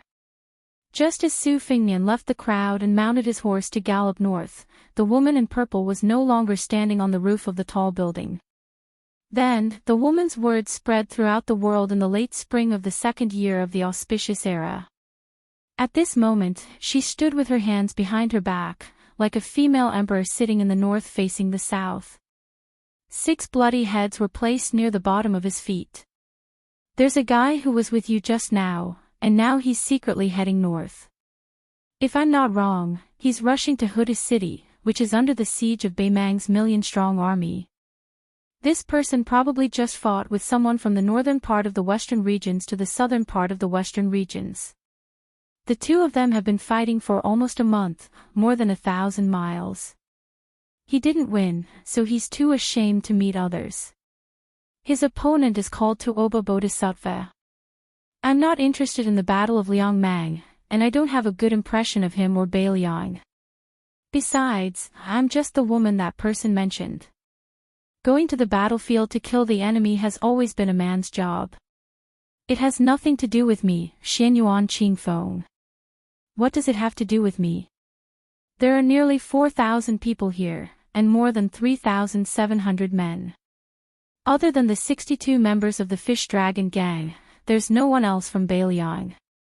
During this year's Qingming festival, there's a place called Mount Qingliang in Beiliang. 36,872 names have been carved on the steel forest behind the mountain. As for the Beimang barbarians, nearly 100,000 people have died in Liuzhou, Liangzhou, and Yuzhou. At this point, she kicked the 6 heads off the roof one by one. I, Xianyuan Qingfeng, have already killed the 6 demons. There's nothing for you to do. So now, I only have one question for you. Beiliang has only 2 million households, and more than 30,000 people have died. How many people from Liang and the Central Plains have died in battle? And how many people dare to die in battle? If I remember correctly, Liang dynasty, after the Reformation at the end of Yonghui dynasty, has 12 provinces, 63 prefectures, and more than 270 counties besides Beiliang. Millions of Beimang barbarians are already at the border. Where are the men of Liang? There was a deathly silence inside and outside the town. The woman on the roof sneered, and it was unusually ear-piercing. Finally, a clear voice rang out in one of the taverns in town. Jingan Province, Qingzhou Hanlin County, Quick Snow Villa, Yuqi Yuquan, here. I'm willing to go to the border. The woman on the roof laughed. How strange. It's a woman. Then, someone at the entrance of the town said loudly, Donghua Province, Wu Province, Zhang Chunlin, is willing to die outside Beiliang. Peach Blossom County, Gangnam-do, has me, Chen Jingyong. Huainan Province, Ping Province, has retreated, only seeking death. Qingzhou Province, Xiangfan City's Kai Yongjia, dares to fight to the death at the border. A slightly weak voice rang out, but it sounded more heroic and solemn. Yanglu County, Gangnam-do, Shenchongying is here. Nanjiang Province, Wenxian County, Bazhou, Shuetao is here. Voices rose and fell one after another, continuing without end as if there was no end to them. Far to the north of the town, a rider stopped, but he didn't turn around. This young man who dared to slay dragons, who dared to fight Tuoba Bodhisattva for thousands of miles, didn't even dare to look back at this moment. Beiliang was at the northwest gate. The Central Plains was behind him. Beiliang cavalry was the best in the world. The spearhead had been facing north for 20 years. However, it wasn't the Central Plains in the eyes of most of the civil officials in Liang. When had the real Central Plains ever lacked heroism? This rider began to gallop wildly. Chapter 1493. In addition to the 3 provinces and 6 ministries, Liang had established 6 academies. Most of the academies were still empty, but there were already more than 20 people who entered the academies one after another. Their status was almost comparable to that of the Hanlin Academy's Yellow Gate Scholar. Among them was Dong Yuran, a rising star in calligraphy who was commented by old Tan Tantanwang that his writing is divine, bright and open, and has the most refreshing. There was also the young painter Huang Quan, who was adept at drawing ghosts, gods and dragon water. These 2 people, together with the 10th Duan national master Fan Changho, as well as after returning from the Guanjing border, wrote a poem that was recommended by many of the capital scholars to be second place on the list of 7 absolute poems of Yonghui for the last 20 years, Gao Tingshu. Other than that, there was Du Ming, whose father used to be the right assistant minister of the Ministry of Justice. He was a nobody in the Ministry of Justice for 6 years, but he really made a name for himself. He and his father, who had retired many years ago, wrote a total of 7 volumes of the Tangyin collection of surprises and doubts. Not long after Song Kelly entered the Hanlin Academy, he submitted an even more brilliant work, the County Annals of Xiangfu County. The content was rich and the narration was methodical, making people gasp in amazement. It was rumored that His Majesty the Emperor would read it at night and personally wrote the preface. Yan Qiji, who was also in the Hanlin Academy, and the other 3 Huang men were also extraordinary. Under the guidance of Qi Yanglong, Yao Baifeng, and other literary giants, they successfully corrected the 12 Confucian classics. The court, who attached great importance to this, quickly made 81 stone tablets and placed them in front of the imperial college. The tablets were connected so that scholars could copy them. For a time, the outside of the imperial college was brightly lit every night. At the same time, the court officially announced the new calendar created by the imperial astronomer. It created the first deduction method of first loss, second loss, and second circle, which was said to be the most precise calendar. As spring and summer turned, the Liang emperor held a banquet in the palace. He invited all the old people in the capital who were over 70 years old, and half of them were the survivors of the 8 kingdoms. All of the people of Liang in Tai and city would probably have mixed feelings about such a flourishing literary style. Many of the old West Chu survivors who had lived in the capital for many years would shed tears.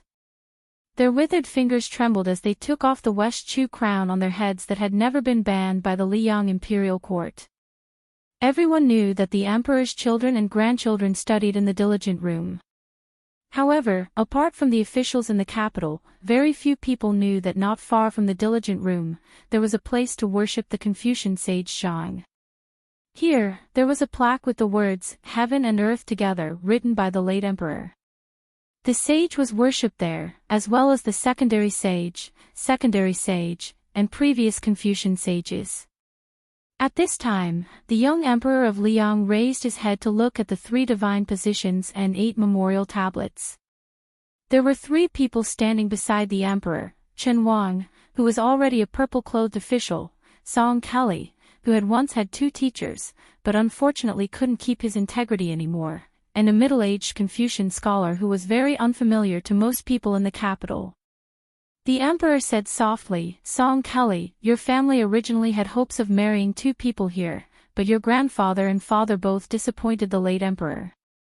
I don't want you to disappoint me again." Song Kelly bowed his head and said slowly, "I can only do my best." The emperor didn't say anything else.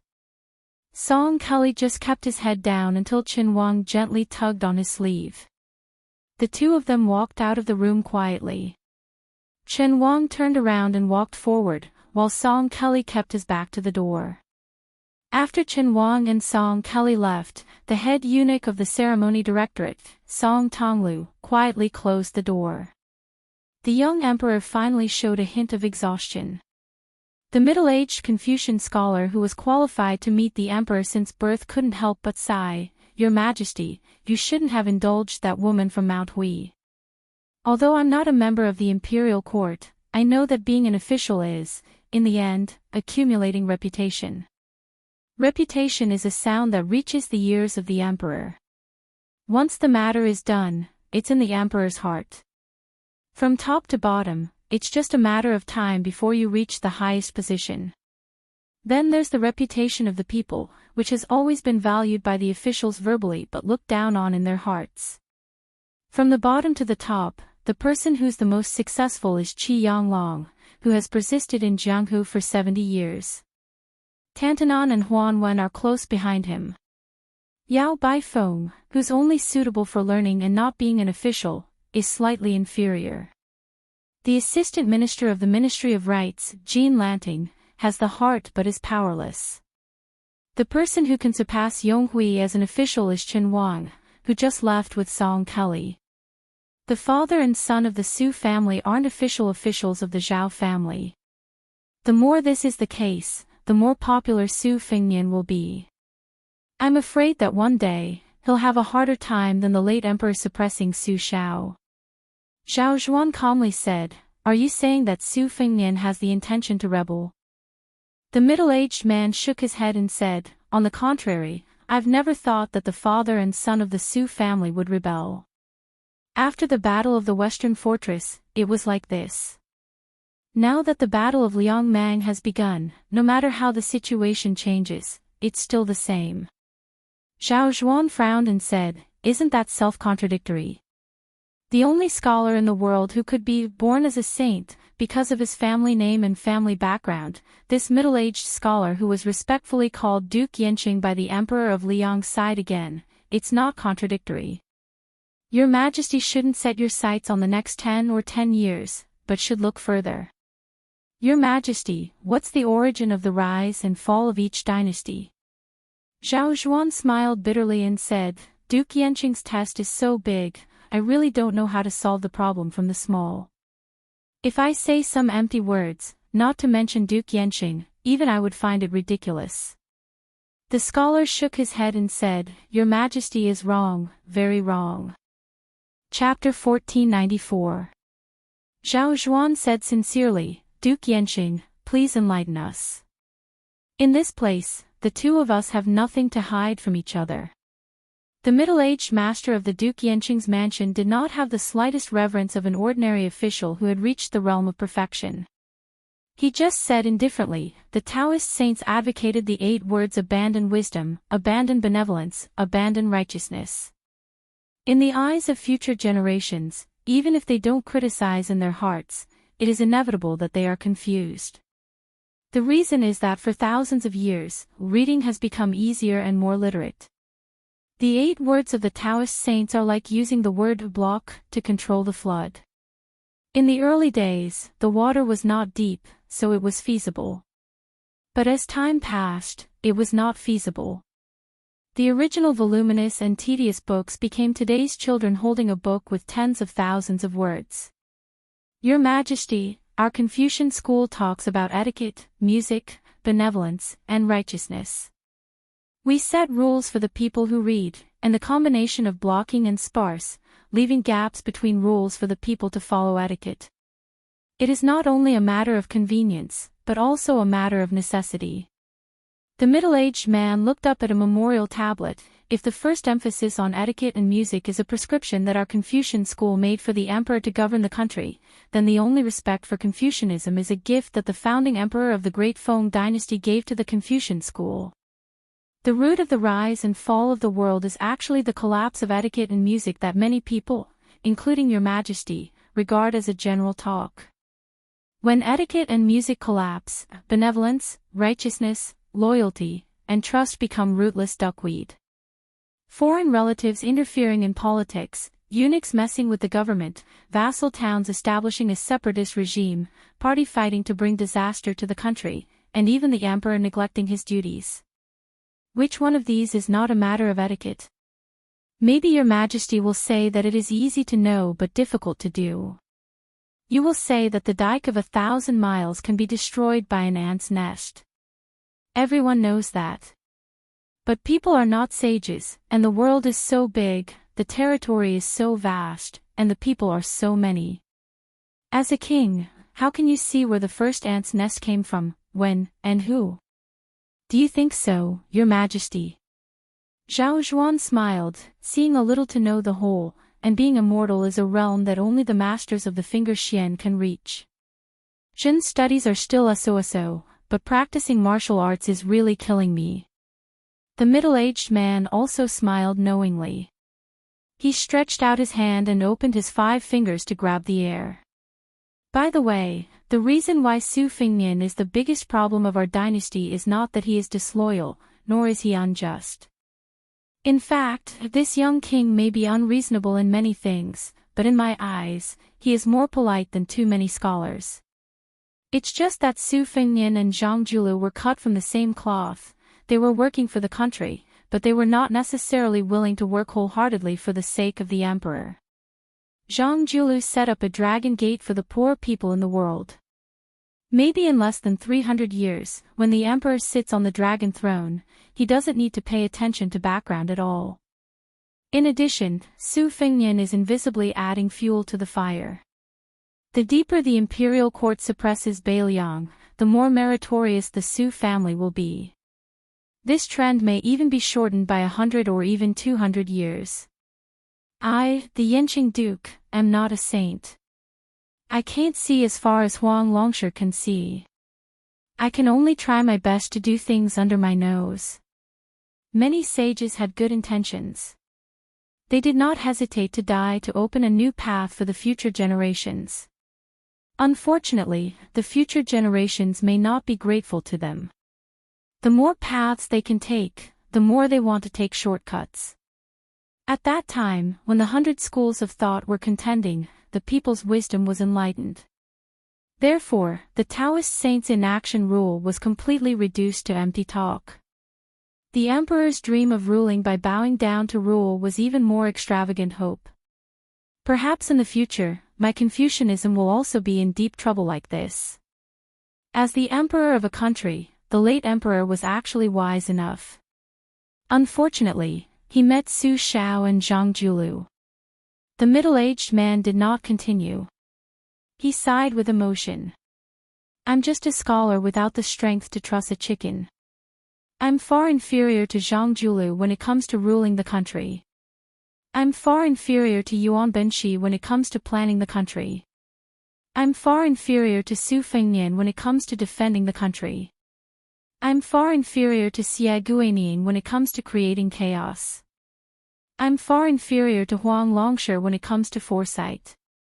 But I have one thing that they can't do. Or more accurately, they are not willing to do it. That is to abide by their duties. The reason why I specially asked Your Majesty to bring Song Kelly today is very simple. It is because I like his name. I also want Chen Wang, whom Your Majesty has high hopes for, to understand my painstaking efforts. Zhao Zhuan turned to look at the scholar from the Zhang family who never left the house. He suddenly thought of a famous case that shocked the three sections. When the current Yenqing Duke was young, an eminent monk from the southern sect came from afar. The other guests in the residence asked 3 questions in succession. Kill 1 person and save 100 people. Do you kill the monk? Kill 100 people and save 10,000 people. Do you kill the monk? Kill 10,000 people and save 1,000,000 people. Do you kill the monk? The eminent monk was silent. No one knew if he had nothing to say or if he had the answer but found it hard to say. It was said that at that time, the young man who had yet to inherit the title of Yenqing Duke slammed the table and stood up. He was furious and scolded the monk for being obsessed with becoming a Buddha and not daring to kill to save all living beings. He was that *T monk. The middle-aged man suddenly said, other than promising Your Majesty that I will go to Guangling Road to deal with Chao Chongqing who has turned into a Ba Dao, I also want to tell Your Majesty one thing. Zhao Zhuan nodded and said, go ahead, Yenqing Duke. The Beiliang cavalry can be here. The middle-aged man paused for a moment and then said in a low voice, but Su Fengnian must die. Especially if Beiliang defeats Bei Meng, it will be even more so. Zhao Zhuan nodded expressionlessly. The middle-aged Confucian turned and walked to the door first. He pushed the door open and stepped over the threshold. The sun was in the middle of the sky. He looked up at the sky and raised his hand to block the dazzling sunlight. He whispered softly, so he is a *T saint. Chen Wang walked alone in the palace. He stopped and took out a small piece of redwood that had been fragrant for a long time. He put it at the tip of his nose and sniffed it. He looked up into the distance and said softly, hey. There is no wind or rain in Great Peace City. What about you? Chapter 1495. The wind rose above Beiliang. At the border between Liangzhou and Liuzhou, a group of about 10 people slowly traveled from east to west. There were old men who lifted the curtains and sat outside the carriage. There were middle-aged knights who carefully guarded the carriage. There were also young men and women who were attracted by the vast scenery in the northwest. They finally couldn't help but spur their horses forward and compete with each other in riding. At the front and back of the group, there were 2 steady men who gave off the aura of Jianghu. From time to time, they would pay attention to their surroundings in case something unexpected happened. The white-haired old man who was clearly the backbone of this group sighed with emotion. The summer solstice, pointing to the southeast, should have been a great time for all living things to grow up. The vegetation is already like this, but who knows how many people will die. The coachman was an old man of about the same age. However, because he was a martial arts grandmaster, he was much more vigorous than his good friend behind him. After hearing his old friend sigh with emotion, he didn't say anything. In his heart, he was very confused as to why his good friend didn't choose to show off his ambitions in Great Peace City. Even if he was slightly inferior to the head of the Secretariat, he was definitely not far off. At the very least, he could be on par with Yao Baifeng, who had just become the first scholar of the 6 academies. However, since his old friend said that he wanted to come to the chaotic Beiliang, he naturally wouldn't refuse. Without another word, he brought 2 juniors from Jianghu who, like him, disdained to participate in some martial arts convention. They escorted his good friend's group from Shangyin Academy to Beiliang, which was located at the northwest border. However, he had his own bottom line. If his old friend went straight to Liangzhou's Qingliang Mountain, then he would only send him off to the outskirts of Liangzhou's capital. He definitely wouldn't take half a step into the city. After all, when the old Liang king led the Su family into Jianghu, one of them was his sect. Even though so many years had passed and his sect had long since retired, the old man still hadn't untied the knot in his heart. Fortunately, on this trip to the northwest, they only strolled around Xiaoguang City in Yuzhou. Then they entered Liangzhou and went around Qingliang Mountain to Qingsang City in Liuzhou. The northern Liang prince's mansion also turned a blind eye to this and did not disturb them. Although the second princess of northern Liang, Su Weisheng, was one of the inner disciples of her good friend, Han Guzi, and Su Huang, Sima Kan, Lu Duanmao, and the others in the caravan were also her fellow disciples. The old man, whose reputation in Shangyin Academy was close to that of Grand Chancellor Qi Yanglong, laughed softly. It's the beginning of summer. On this day, the Liang Emperor will lead the civil and military officials to the southern outskirts of Great Peace City to welcome the summer. Whether it's the emperor, who always wears a yellow dragon robe during court meetings, or the court officials who are always in yellow and purple, they all have to wear vermilion ceremonial robes under the constant reminders of the officials from the Ministry of Rites. After the ceremony, the emperor will open the ice cellar in the palace and give the ice that was stored last winter to the officials who were evaluated as superior by the Ministry of Personnel. It's a pity that my unofficial disciple, Su Gong, who is the assistant minister of the Ministry of War, was somewhat implicated by his junior sister Su and had to stay in Liangzhou to patrol the border. Otherwise, he would definitely have a share. Oh right, old song, your hometown has the custom of drinking spring wine to celebrate the arrival of spring, right? The coachman nodded and said in a muffled voice, we've already finished the wine we brought when we set out. Under the suggestion of that provincial governor Mi from Lingzhou, alcohol is now banned everywhere in Beiliang. The most we can buy is green and wine. I don't want to drink this wine. Han Guzi said helplessly, Song Xinqing, oh Song Xinqing, why are you, an old drunkard, getting angry at green and wine? Aren't you just looking for trouble? If you really have the ability, then go fight with that young great-grandmaster surnamed Su. The coachman became more and more annoyed. He snorted coldly. I can't beat him. If I could beat him, I would have drunk hundreds or thousands of caddies of green and wine. While the 2 old men were chatting, 4 or 5 riders galloped toward them from afar.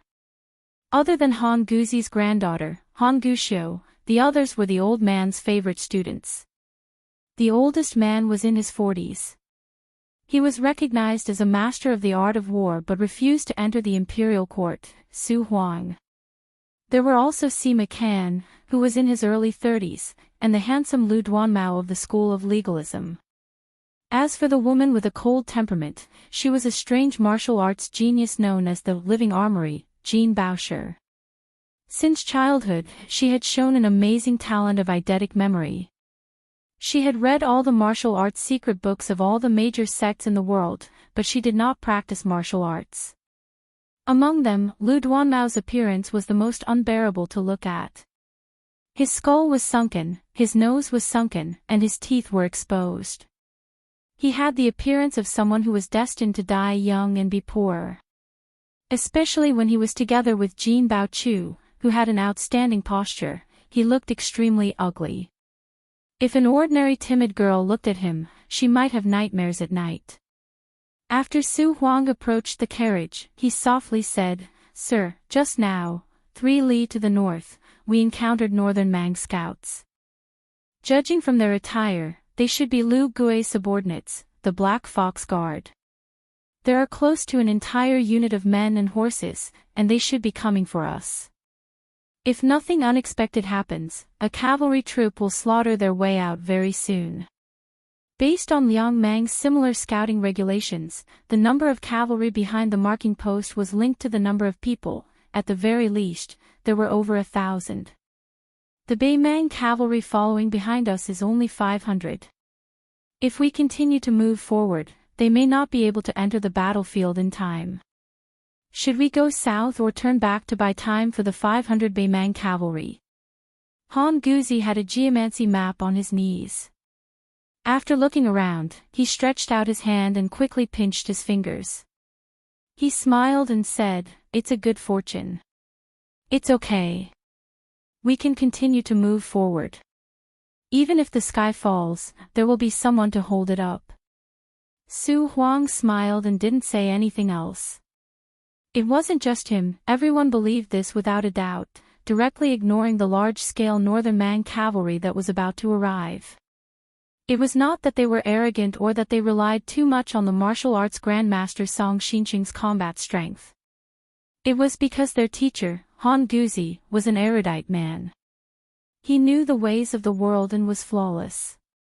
When Huang Longshe was just an ordinary student in Shangyin Academy, he was extremely conceited.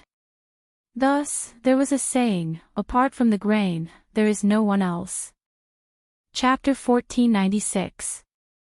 The group of people ignored the Beimang cavalry and continued their journey west into Liuzhou. Jin Baoshi couldn't resist Han Guoxiu's coquettish behavior and had no choice but to agree to ride on the same horse. They whispered to each other about women's private matters. Even Jin Baoshi, who was as cold and arrogant as Su Weisheng in Shangyin Academy, had a slight smile on her face.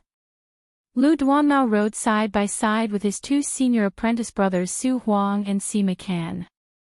He asked curiously, "Senior apprentice brother Su, compared to the fierce battles in Liangzhou's Hudis city and Yozhou's Huluku, the confrontation between the 2 armies in Liuzhou's Qingcang city is particularly quiet. Other than a small skirmish between light cavalry, there are no other movements. So, are we going to fight or not?"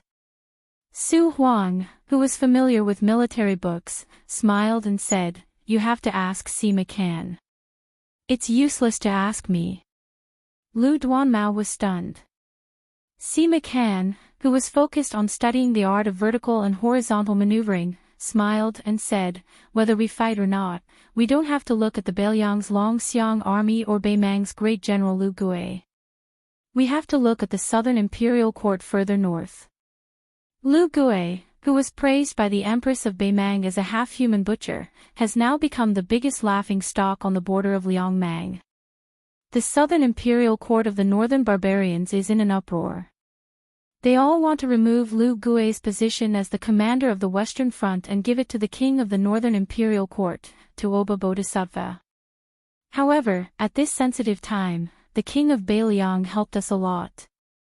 Didn't we hear about it a few days ago? This young king of Beiliang and the king of the northern imperial court, Tuoba Bodhisattva, who had already entered Liuzhou, had a fierce fight. The 2 martial arts masters fought each other in pairs for thousands of miles. When Sima Can said this, Su Huang, who had a beautiful beard, twirled his beard and smiled. He seemed to be fascinated. Lu Duanmao, on the other hand, snorted coldly. Clearly, he didn't have a good impression of the most powerful young king of Beiliang dynasty. Sima Can continued, speaking of the 3 fronts of Beimang, the king of the southern imperial court, Dong Zhuo, is in the middle. General Yang Yuanzhan is an old fox who knows the rules of the imperial court. He took the initiative to recruit many disciples from the northern and south of Beimang. Zhong is the vanguard, Zhong Tan is an example. Yang was the example of Zhong's was who was. The vanguard S Zhong's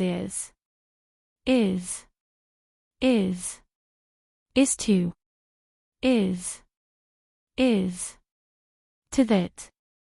By the. In comparison, the stubborn Lu Gue is not very likable. Fortunately, Tuoba Bodhisattva himself rushed to the North Court to meet with His Majesty in front of everyone's eyes. This Beimang war god deliberately lowered his stance midway and didn't hesitate to use his status as the deputy commander of the Western Front to discuss military matters with Lu Gue. He didn't show any signs of trying to seize power. This gave this old general a precious chance to catch his breath. Sima Can suddenly laughed to his heart's content. However, the officials of the Southern Imperial Court who were rejected by Lu Gue back then weren't easy to get along with either. When this plan failed, they came up with another. But soon, there was another rumor that the reason the young vassal didn't hesitate to put himself in danger and fight with the king of the Northern Imperial Court in the desert for thousands of li was to protect Lu Gui's position as commander in exchange for peace in Lu province.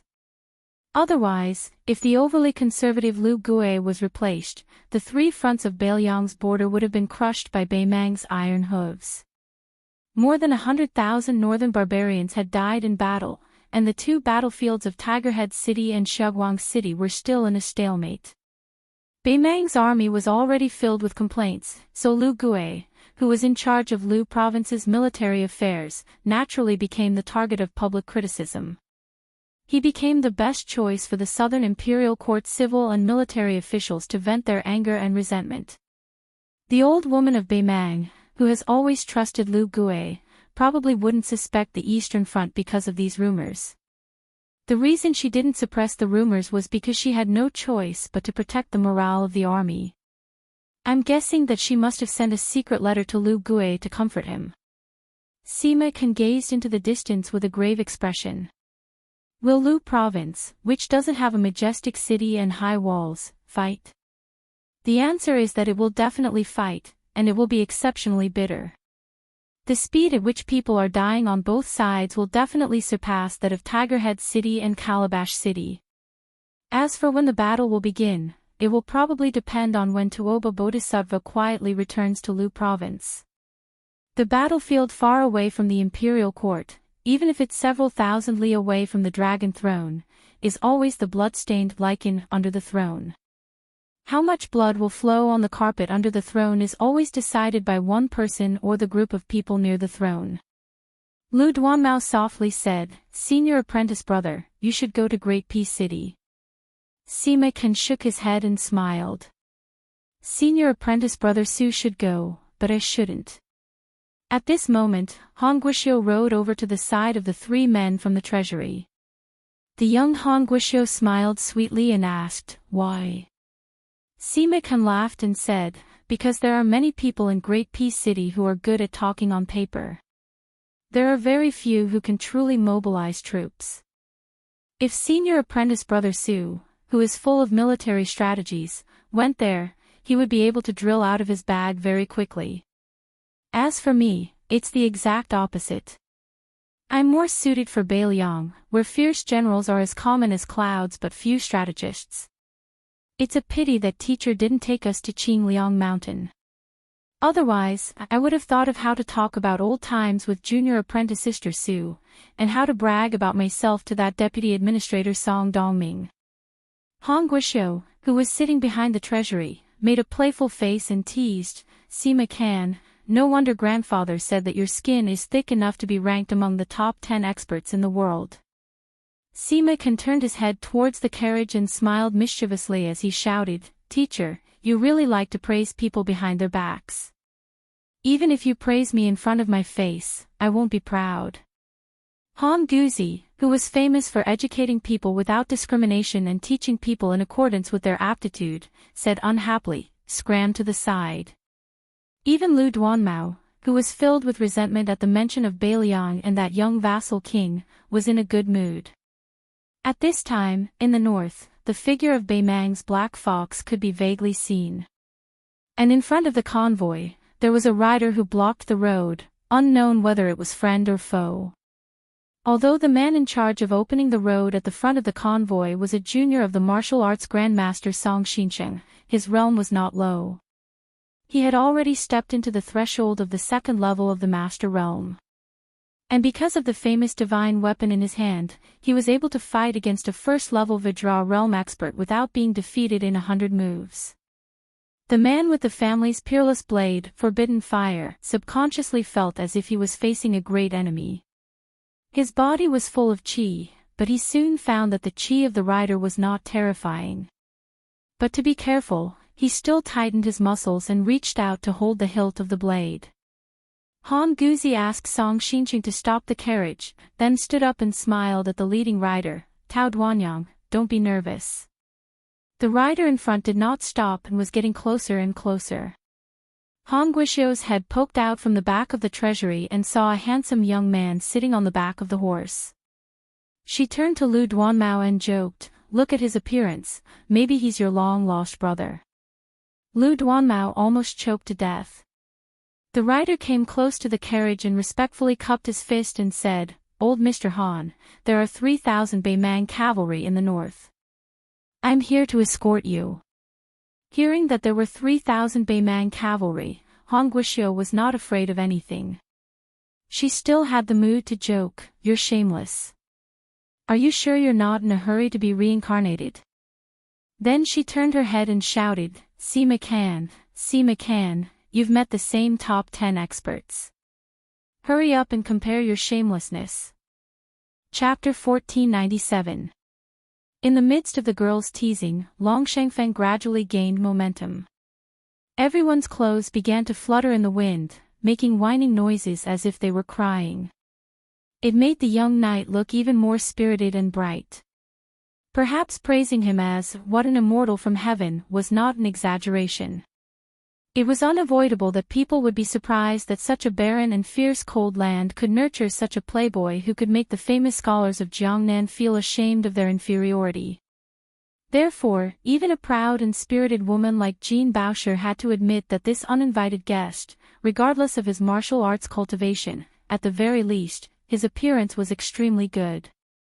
If he was in the scholarly world of Jiangnan, which valued etiquette the most, this person could easily become a distinguished guest of those noble families. The old man seemed to have already recognized the young man's identity.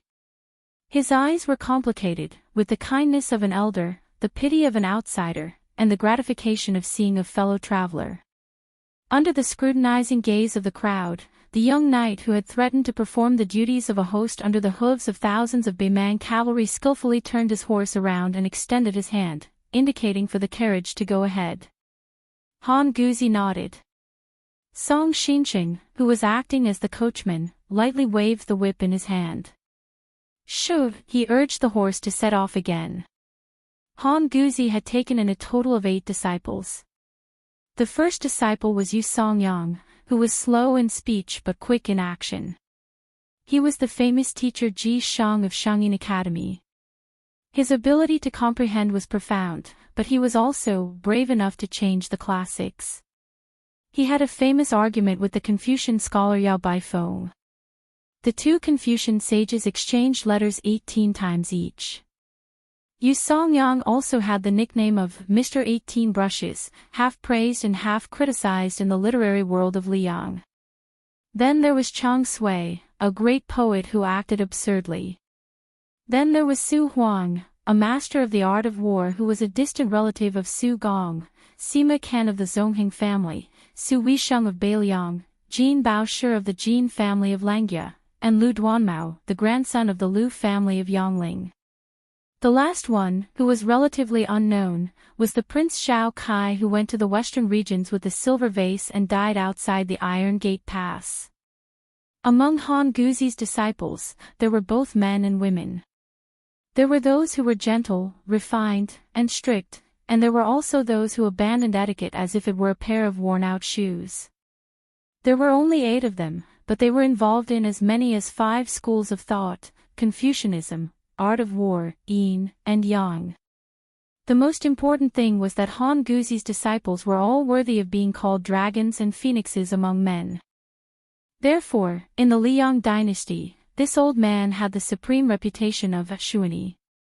This meant that no matter when and where old Mr. Han appeared, whether it was the emperor, the ministers, or the common people, everyone who saw him had to avoid paying respects to him. As for who was the first to use this nickname, there was no proof. Some people said that it was either the Grand Preceptor of West Chu, Sun Shiji, or the State Preceptor Li Mi. Others swore that Huang Sanjia was the most arrogant old faker. In short, Han Guzi's reputation in the Liang dynasty grew as the Liu brothers of Lin Lang, Liu Daolin, Liu Baijie, Bai Liang, Yao Baifeng, and Qi Yanglong entered the capital one after another to become officials. The old man, who had always shut himself in and refused to pay any attention to political affairs, was becoming more and more famous. Everyone was counting on their fingers to calculate when this old man would be summoned to the capital. When that time came, not only would he be extremely noble, but he would also gradually become the Minister of Rights. In order to take care of Han Guzi's old body, the convoy continued to move forward slowly. However, the north side was already covered in dust under the hooves of the Beimang cavalry. Soon, they would arrive. The atmosphere here began to become a little strange. Even the fearless and heartless Han Guishou was a little flustered. From time to time, she would turn her head to look to the north, as if she could feel the violent tremors on the ground. Previously, she had used Sima Can to kill the young knight, but unfortunately, she didn't get any response. That person neither refuted nor became angry out of humiliation. This made the girl, who was used to being arrogant in Shangyin Academy, very dissatisfied. She had already thought of many ingenious backup plans, but in the end, her opponent was a guy who was even more boring than Uncle Blockhead, Yu Songyang. She was so frustrated that she almost suffered internal injuries. Han Guishou couldn't help but shout at the back of the rider, "There are thousands of Beimang barbarians coming from the north. Can you do it or not? If you can't do it, hurry up and say it. Don't drag us down with you. We'll be in a mess if you do." The young knight turned his head and smiled. He joked, "Miss, you ask me if I can do it, and I always say yes." Sima Can, who understood the meaning behind the words, tried hard to hold back his laughter. He was afraid that Han Guishou, this unruly girl, would use him as a punching bag. Jean Baosher frowned. Her impression of this person had taken a turn for the worse.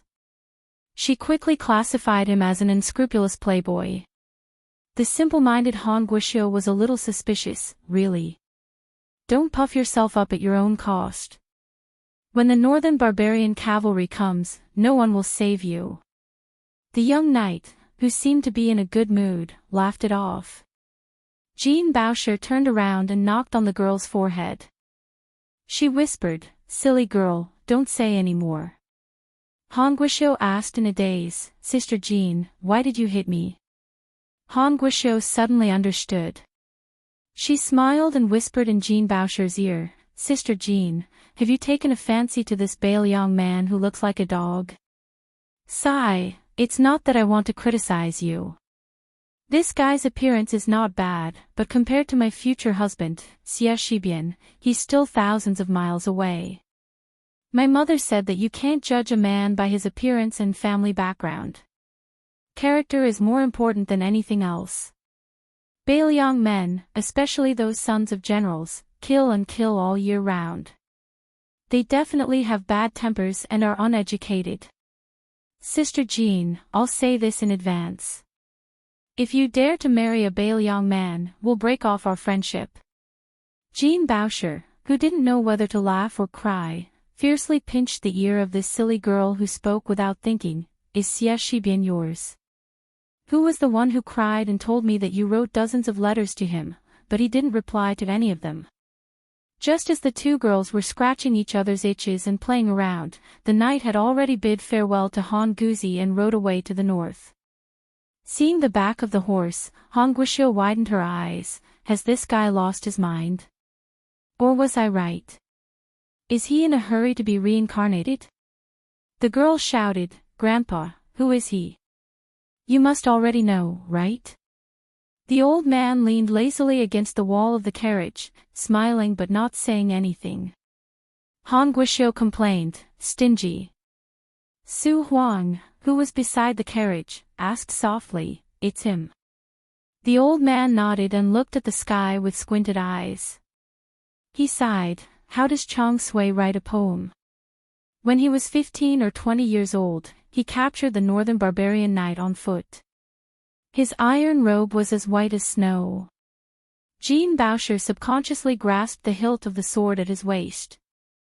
With a heroic spirit, he followed the old man and recited, "One man can fight 3,000 miles away, one sword can fight against 1,000,000 soldiers." But what happened next stunned everyone except Han Guzi. After galloping for a mile, they vaguely saw the man stop in front of them. Then, dozens of Beimang's elite Black Fox guards suddenly turned around. Jean Boucher and the others could barely see the armored Beimang cavalry. For no reason, they slowed down their charge. Then, without hesitation, they turned around and ran away. In an instant, there was no one left. No matter what, there was an army of 2,000 to 3,000 cavalrymen. Even though the thunder was loud and the rain was small, there was no rain at all. It was Su Fengnian, who had rushed over after receiving the report from Whispering Water. He didn't chase after them alone. Instead, he reined in his horse and galloped back to the carriage. The reason he came here as a guard was that the 500 elite Bailiang cavalry might not be enough to protect everyone. After all, the old man was one of Second Sister's teachers. It was reasonable for Su Fengnian to show up. Secondly, he wanted to see for himself the elegant demeanor of the evasive old man Han. He wanted to see if he could recruit him to Mount Qingliang. Unfortunately, when he saw Han Guzi for the first time, he knew that the old man didn't have this intention. He was just like a scholar who wanted to travel and study. A melon that was forcefully picked would not be sweet. Moreover, the old man's reputation was only a hair's breadth lower than that of the head of the secretariat, Qi Yanglong. Even if Su Fengnian was one of the 4 great grandmasters, he couldn't force the old man to join him. If he forcefully detained this group of people, then the Central Plains, which had finally changed their view of Bailiang, would probably view them as enemies. Taking a step back, Deputy Administrator Song Dongming, Green Deer Cave Academy's Huang Chang, and the thousands of scholars in Liangzhou would all rebel. Su Fengnian approached the carriage. He cupped his fists and said, "Old Mr. Han, no matter what, I still hope that you can make a trip to Liangzhou on your way back. Even if you don't enter the city, there will be people coming out of the city to welcome you." Han Guzi shook his head and smiled. It wasn't easy for this old man to muster up the courage to travel. Every place I can go is a good place. Therefore, I won't go back. If nothing unexpected happens, we'll go west. We'll see Qingsang City, Linyao City, and Fengshan City. We'll stop at Mount Lantuo and then go south. We'll enter Nanzhao and see the scenery of the South Sea. Then we'll go north to western Shu. Finally, we'll take a boat back along the Guangling River. Su Fengnian nodded and smiled. Then I wish you a safe journey. The old man suddenly chuckled as if he was taking advantage of his seniority. What, you're leaving just like that? I can't be sure that the thousands of Beimang cavalry have really retreated. They're not going to send us off. If we die here, it won't be a small matter. The Bailiang cavalry can bear the burden of the 1,000,000-strong Beimang army, but you may not be able to bear the infamy. For some reason, Su Fengnian thought of that lousy chess player Chancellor Wang, who was also Second Sister's master. Why was it that Second Sister's master was so disrespectful towards his elders? Su Fengnian said helplessly, "Then I'll send you off for another 10 miles. Any more and I won't be able to." The old man waved his hand vigorously and said, "Back then, in order to let Su Weisheng enter Shangyin Academy, the great general paid for the construction of the long embankment along the lake. It's called 10 miles of spring dawn. My legs are so weak that I've had to walk on it every day. Therefore, I feel that your 10 miles of sending me off isn't sincere enough. It should be at least 20 miles. Is that okay?" Su Fengnian smiled bitterly and said, "Okay, then 20 miles it is." Han Guishou rolled her eyes. You rascal, why do you always say yes when anyone asks you if it's okay? Chapter 1498. Even Su Fingnian, whose eloquence was unrivaled under the heavens, was left speechless. Finally, Sima Ken could not help but laugh heartily. This silly girl truly had a tacit understanding of each other. She had unknowingly delivered a fatal blow to her opponent. With a face full of curiosity, the young girl asked a question that many of the people present wanted to know the answer to. Why did that Beimang cavalry run away without fighting? Su Fingnian replied with a deadpan expression, I don't know either. I only said one sentence to them. Knowing that it was most likely a trap, Sima Can and Jean Baosher blurted out at the same time, don't ask. However, Han Guishou impatiently asked, what did you say? Su Fingnian replied, I told them that it was getting late and that Lu Gue told them to return home and start cooking. Han Guishou stared blankly for a moment. With round eyes, she asked, are those northern barbarians idiots? They really believe that? Su Fingnian smiled mischievously and nodded. That's right. They really believed it. Sima Can covered his forehead with his hand. This silly girl. You haven't even climbed out of the first trap, yet you've already jumped into the second one at lightning speed. Jean Baosher felt extreme disgust towards this fellow who liked to act mysterious with his mouth full of oil. In a cold voice, he asked, is it fun? Su Fingnian smiled and said no more. In order for your group to travel in a carefree manner and deal with Zhao Guo's death soldiers, 26 people from Beiliang's Fu Shui room have already died. More than half of them died outside of Beiliang's borders. This time, Han Guzi was leading his troops west into Liangliang. As a remnant of northern Han whose entire family had perished in the flames of war, Yu Songyang naturally would not accompany him.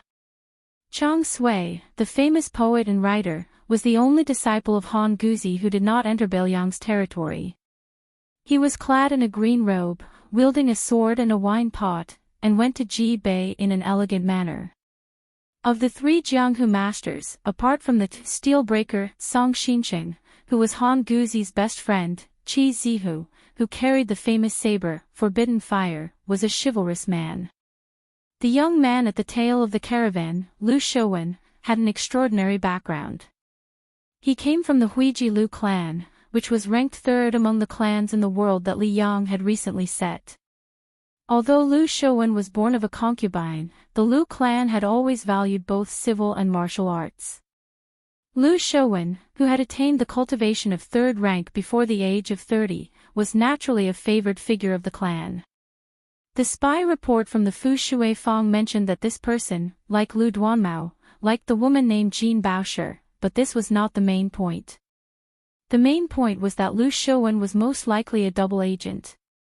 On the surface, he was under Zhao Yi's Guangling Springs snow building, but in secret, he might be a spy from Nanjiang Road.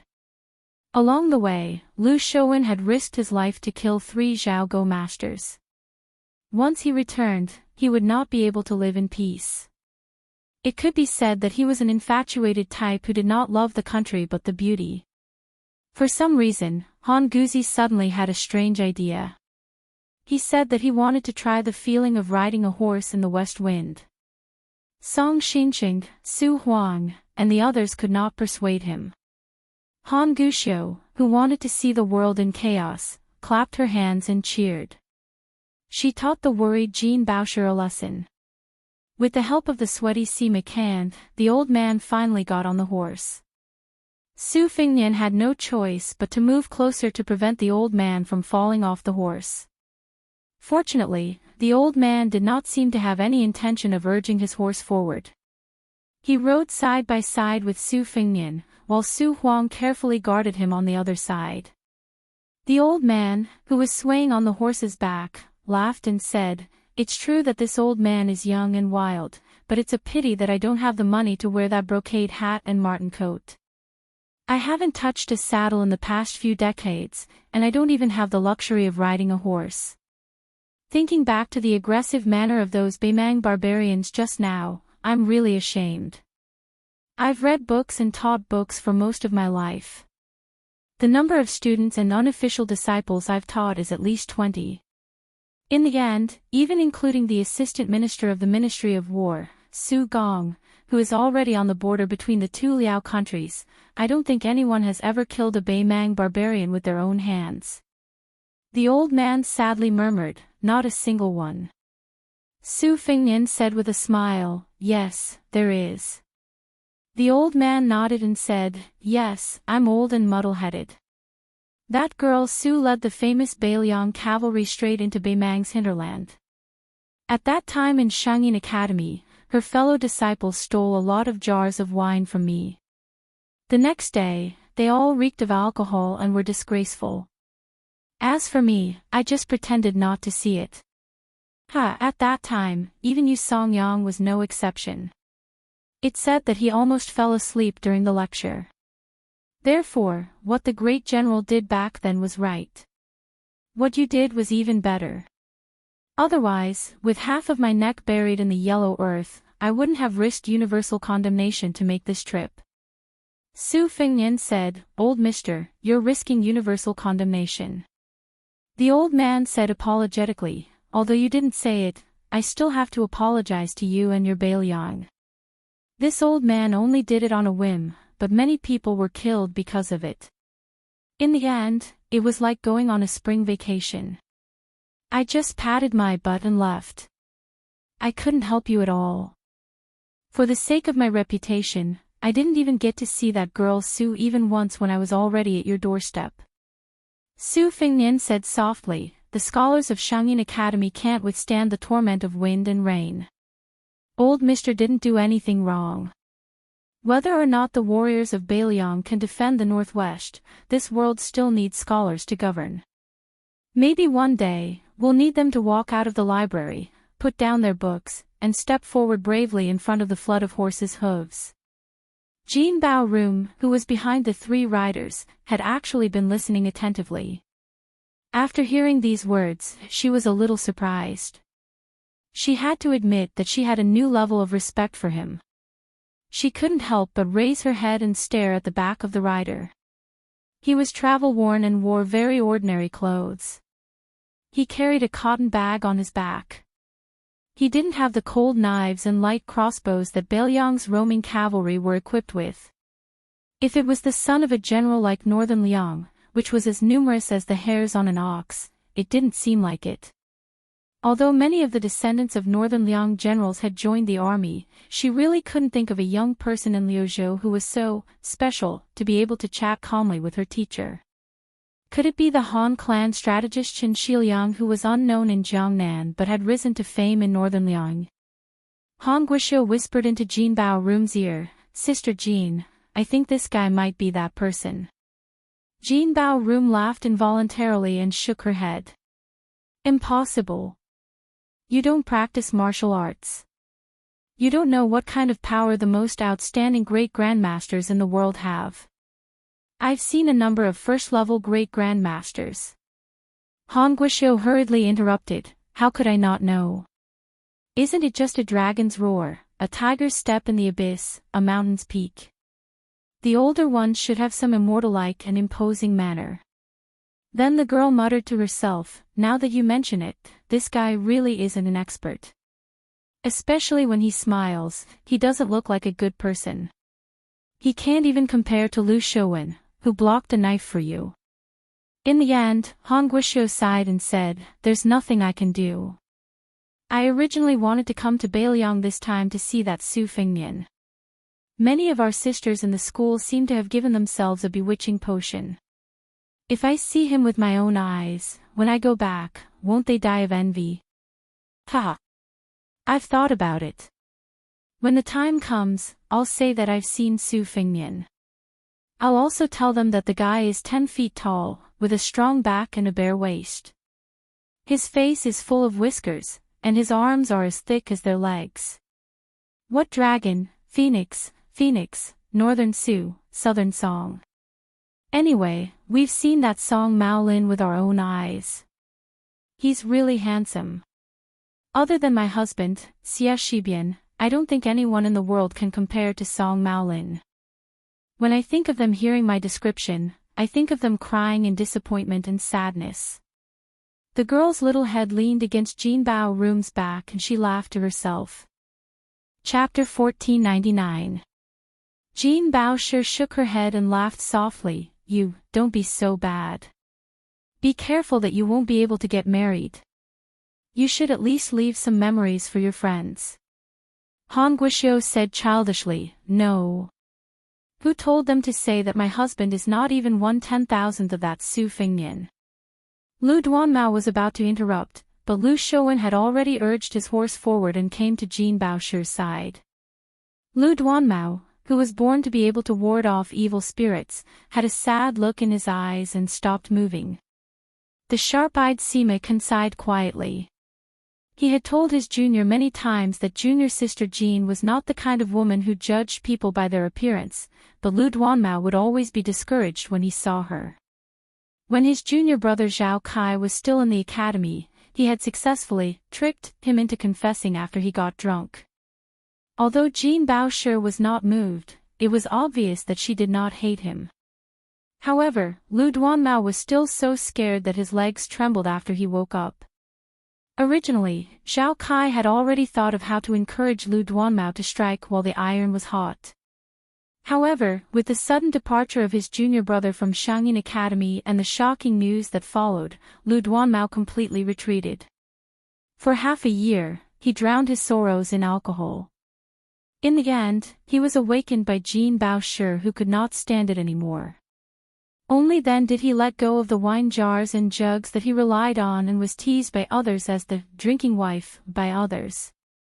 Originally, except for Su Weisheng and Jean Baoshi, the 6 men of the same sect had all agreed that after Zhao Kai and Lu Duanmao returned with their beauties, they would get drunk together and drink all of their master's hidden wine in one go.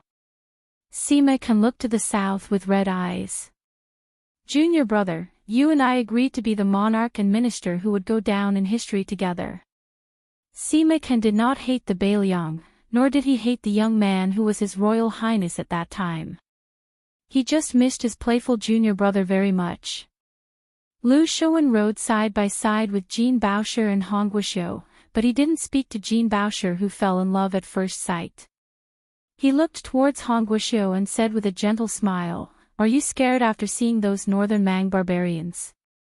Han Guishio, who was naturally closer to that coward Lu Duanmao in her heart, rolled her eyes and said, "Scared to death." Lu Shouwen was somewhat helpless, but he was not angry. In fact, his current situation was much better than when he had been targeted by the little girl. He shifted his gaze and asked softly, "Miss Jean, why did the Bei Mang cavalry take the initiative to retreat?" Jean Baoshi shook his head and smiled faintly. "I don't know. That person didn't want to talk about it, and Sir didn't want to reveal the secrets of heaven." Lu Shouwen made a sound of acknowledgement and did not continue to pester him with words. He just silently rode his horse. After coming back to his senses, Sima couldn't help but sigh. His junior brother Lu Duanmao had met his match. At the very front, Han Guzi and Su Huang, one knew, the other was the first to guess Su Fingnian's true identity. The 3 of them casually talked about the Battle of Guangling. Han Guzi, intentionally or otherwise, spoke less and less. Most of the time, Su Huang methodically explained his views on the situation. Su Fingnian did not blindly agree. Occasionally, he bluntly questioned and rebutted, and Su Huang answered them one by one. However, the 2 of them still had a large difference in understanding of the final victory and defeat of the naval battle on the river. Su Huang believed that victory and defeat were decided quickly. The Zhao Yi Navy, with the help of the Qingzhou Navy, had won. Su Fingnian believed that after 2 to 3 months, the West Chu side that Chao Chongqing was on would win. Han Guzi only said that the 2 of them were half right and half wrong. Afterward, he did not express any more opinions. Later, Su Huang asked about the battle at Calabash in detail. Su Fingnian told him everything he knew. In the end, Su Huang sighed emotionally. Back then, the Bailiang had said that they would eat 150,000 Baimang at Calabash. Before Su Gong entered the capital to take up his post, he did not believe it. He said it was not too much, but too little. When Su Fengnian and Su Huang talked about building another Huda city in Liangzhou, the old man casually mentioned that Su Huang had this idea 3 years ago when he was doing his calculations. At the time, many people thought it was a fool's dream. In the large education palace, only Ko Jianghuai and Qi Shens believed it. Just as Su Huang seemed to carelessly mention that Beimang's central front might divert a portion of its forces to the eastern front in Liuzhou, Han Guzi, who seemed to be unable to stand the bumpy ride of the horse, asked with a smile, "Have we traveled more than 10 li?" Su Huang was stunned. He nodded and said, "Almost." The old man suddenly smiled at Su Fengnian and said, "It doesn't matter if you travel 10 li or 20 li. In fact, the thought is more important than the distance. As for this old man, I won't delay your journey to Huaiyang Pass." Once the Su girl gets angry, it's not just her fellow disciples who are all trembling in fear, like mice meeting a cat. In fact, I'm also afraid. The old man muttered that he was old, really old. He got off the horse with difficulty. After getting into the carriage, he still did not enter the cabin. He sat down cross-legged behind Song Xincheng and waved his hand. He laughed loudly and said, "I have no wine to send you off. I'm old. I have the heart but not the strength." Su Fengnian smiled and stopped his horse. A rider brushed past him. He watched the group gradually disappear into the distance. The wind in Longshang was strong. Su Fengnian's sleeves wantonly fluttered forward. Sima Can gave the little girl, Han Guoxiu, a look. Unfortunately, the girl did not understand at all. When Sima Can estimated that his eyelids were about to ache, she finally flew into a rage. "If you have something to say, say it." The old man coughed and scolded with a straight face, "Guoxiu, speak properly." The girl said in a muffled voice, then turned to Sima Can and made a signature hand gesture that said, "See if I don't beat you to death." The old man looked forward and said slowly, "You guys, don't guess blindly. Wait a moment. As long as you look back, you'll know why the Beimang cavalry took the initiative to retreat." Apart from Su Huang and Song Xincheng, who needed to drive carefully, everyone turned to look. The old man laughed and said, "I, Han Guzi, am just a person who doesn't live up to my name. Compared to the young man who might make the entire Beimang avoid him in the future, I've lived for so many years in vain. But even so, I'm happy." Sima Can, Lu Duanmao, Jean Baosher, Han Guoxiu, Qi Zihu, and Lu Shouwen all turned to look in that direction, but they only saw that the cavalry was galloping in the opposite direction. The old man closed his eyes and leisurely hummed a song that he had accidentally heard in the marketplace of Yuzhou. At that time, a little girl sang it when she bought green ant wine for her father. Her childish voice was clear and crisp. Perhaps she could buy some food with the little money she had left after buying the wine, but the innocent child seemed very happy when she sang. But at this moment, the yellow sand outside the Great Wall and the strong wind on the long river sounded particularly sorrowful and desolate when the old man hummed with a hoarse voice. "Spring returns, yellow orioles fly on the branches. Autumn returns, wild geese return to the city. Year after year, I've waited for many years. Bailiang's saber master, wrapped in horse hide, returned." Han Guoxiu, who had waited for a long time but still did not get an answer, felt her neck ache. Finally, she could not help but complain that her grandfather was lying. Everyone suddenly widened their eyes at the same time.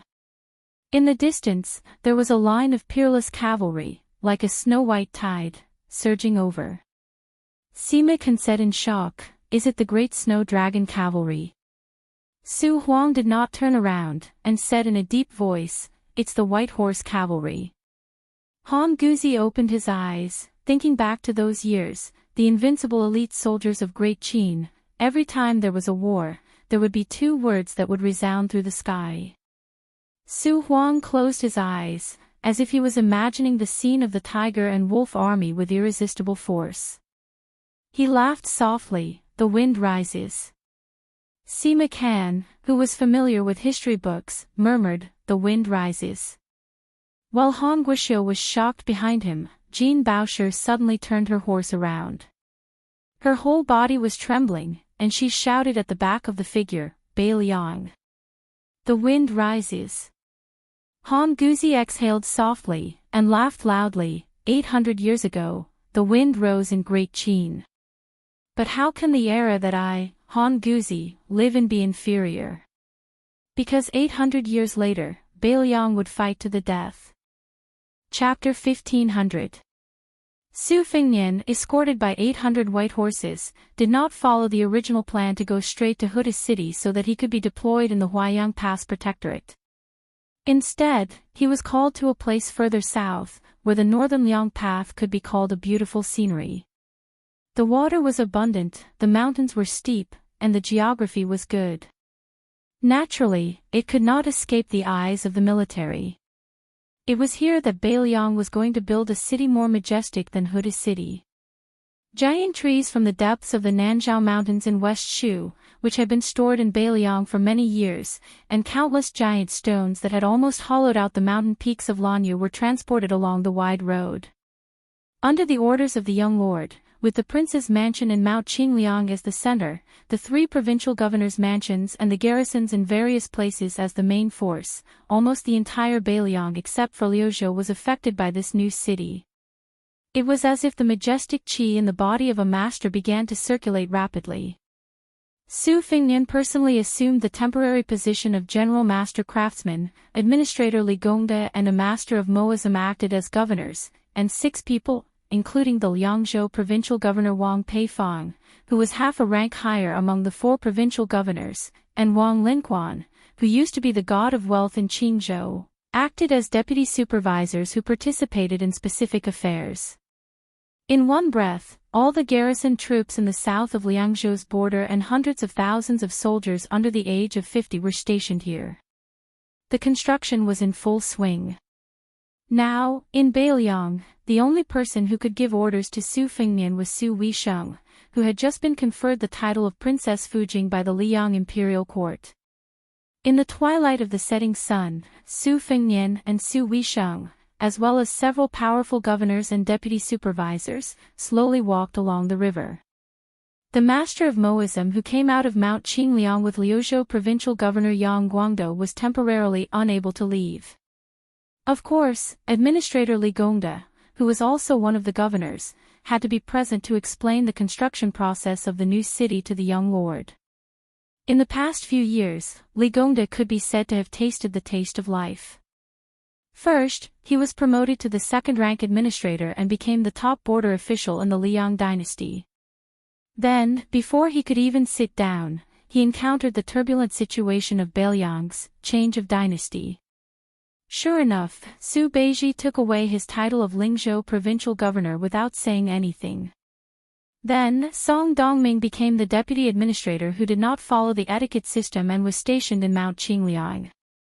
In the eyes of the officialdom of Bai Liang, it was naturally the new Prince Liang's doing for the sake of checks and balances.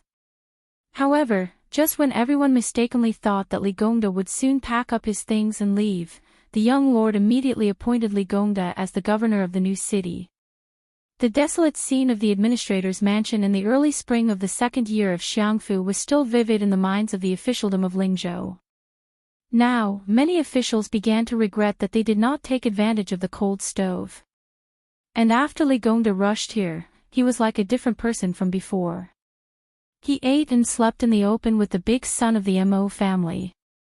As a result, even Tian Peifang, who cared the most about health, suffered a lot.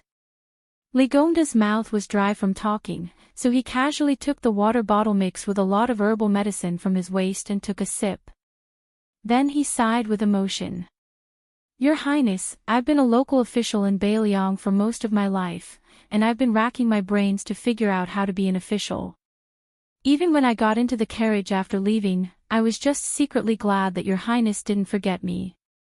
At that time, when I lifted the curtain and saw the armored cavalry guard sent by your highness, and then looked at the flattering faces outside the carriage again, I felt very satisfied, as if I had personally slapped them.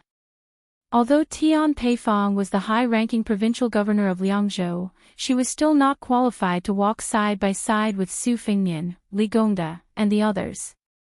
She could only keep a few steps behind them. Because the administrator didn't deliberately hide his voice, Tian Peifong heard everything. After thinking about it, she really admired this old guy who was the best at being an official in Beiliang. Official Li's skill of making use of every opportunity was really perfect. Moreover, he didn't hesitate to tarnish his image and poured out his heart and lungs. He really understood the essence of attracting favor and securing favor. Tian Peifong felt that she had benefited a lot. She felt that listening to a gentleman's words is better than reading for 10 years. Li Gongda turned his head to look north at the address of the new city and said softly with a smile, "Back then, I forced myself to agree to Hanlon's request to join the army at the border. In fact, at the beginning, I only wanted this precious son of mine to muddle along in the border army. Relying on his father's connections, it was enough for him to become a commandant. When he returned to his hometown and returned to a place where his father's words were still effective, he would have a meteoric rise. In the future, whether he was a general or a provincial governor, it was better than fighting desperately on the border. Therefore, when I heard that this boy secretly became a white horse crossbowman, I was really scared out of my wits. When I heard that Li Hanlon had actually followed the Longxiang army to attack Gusai province and even acted as a scout to open the way, as his father, when did I not burn incense and pray to Buddha during that time? Therefore, when Hanlon, this boy, came back home alive and well with those young men who he treated as his life and death brothers, I, Li Gongda, wanted to scold him, but I couldn't bear to do so. I liked the greedy and cowardly Li Gongda who amassed wealth. How did he give birth to such a son? When Li Gongda said this, the pride on his face was particularly strong. He laughed loudly and said, "How did I give birth to such a son that even I feel ashamed of?" Li Gongda, who was so busy that his lips were full of bloody blisters, paused for a moment. Therefore, when this brat, who had been extravagant since he was young, suddenly said that he wanted to use the money he earned from killing the Beimang barbarians to invite me to the best restaurant in Lingzhou for a drink, I felt very comfortable. I, Li Gongda, am at ease. It's even more comfortable than being the Northern Liangdao administrator of my dreams. Su Fingnian said softly, "Hanlon has already been promoted from a crossbowman to a captain. Back then, when I advised him to join the army, it was actually the same as Uncle Li's. I just wanted him to go to the border to calm down so that he wouldn't have nothing to do in Lingzhou and cause trouble all day long. At that time, the one in the most difficult position would definitely be Uncle Li, who had just become the new administrator.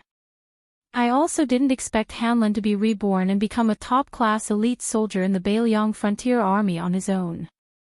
Li Gongda suddenly lowered his voice and said hoarsely, "To be honest, if I could go back on my words, I still wouldn't want Hanlon to join the army. After all, I only have one son. If he's gone, then he's gone. Who will take care of me when I'm old? Do you still want me to send you off? Even if I, Hanlon, am a wastrel who doesn't amount to much, in the eyes of a father, as long as I'm alive, it's better than anything else. But there's no medicine for regret in the world. Since Hanlon has come to this step, no matter how much I, Li Gongda, fear and trepidation every day, I can only do my best and leave the rest to fate." Li Gongda was the first to stop and turn around. Looking at the city, he muttered, "I, Beiliang, want to build tall buildings here and let this city dominate the border. I, Li Gongda, don't say anything about working for the Beiliang Frontier Army. I just want to use this opportunity to do it personally and let my son, who is fighting on the front lines, have more support." A father's love was like a mountain. All the fathers in the world were their sons' support. From beginning to end, from old age to death. Li Gongda, who had lost his composure, laughed at himself. "Your Highness, I'll go back to work first. Otherwise, I'll be sprayed with saliva by that bad-tempered master of the Mo family." Su Fengnian smiled and agreed. After the administrator, who had the highest official position, left, Wang Linquan, Tian Peifang, and the other deputy supervisors took his place. Wang Linquan, in particular, had a special status. Not only had he been Su Xiao's lackey when he was young, but his daughter, Wang Chudong, was destined to be one of the future concubines of Bei Liang. However, because of the hasty death of the old Prince Liang, this joyous event had been delayed in Mount Qingliang. Now, in Bei Liang, there were two in-laws in Bei Liang Palace. It was reasonable to say that the children of the Lu family, who came from a powerful family in Qingzhou, should be more outstanding. However, as time went by, the result was unexpected. The Wang family, which was full of the stench of money, stood out. The Lu family, however, seemed to be not acclimatized. Almost no young children were appointed as officials with real power in Bei Liang. The current head of the family, Lu Dongjiang, who was the best at calligraphy, was even more depressed. It was said that after several disturbances, this Lu Chuke had an irreconcilable conflict with his daughter, Lu Qingyan. Regarding this, the officials in Bei Liang had different opinions. Originally, they were betting on the Wang family and the Lu family equally. However, after Wang Linquan became the deputy supervisor of the new city, and Lu Dongjiang did not have the opportunity to take up this position, the situation completely changed. However, perhaps because Mount Qingliang did not want to embarrass the Lu family too much, one of Lu Dongjiang's nephews became the manager in charge of the construction of the new city's provisions. Unlike the unattainable but temporary deputy supervisor, in Bei Liang, this was an official position that could easily be promoted. At this moment, this child of the Lu family was closely following more than 20 steps away. Most of the men of the Lu family were elegant, and this person was no exception. Today, he deliberately took off his official robe and put on a brand new bright brocade robe. In the group, he looked particularly outstanding. There were several scholars of similar age with him. Chapter 1501. In fact, Su Fengnian recognized this person at a glance. He was Lu Qingyan's cousin, Lu Qingsong. He was one of the most outstanding talents in the Lu family of Qingzhou. However, Su Fengnian felt a little helpless about this person standing out from the crowd. When one enters a village, one must follow the local customs. This was the most simple principle. Being a crane in a flock of chickens meant that it was incompatible.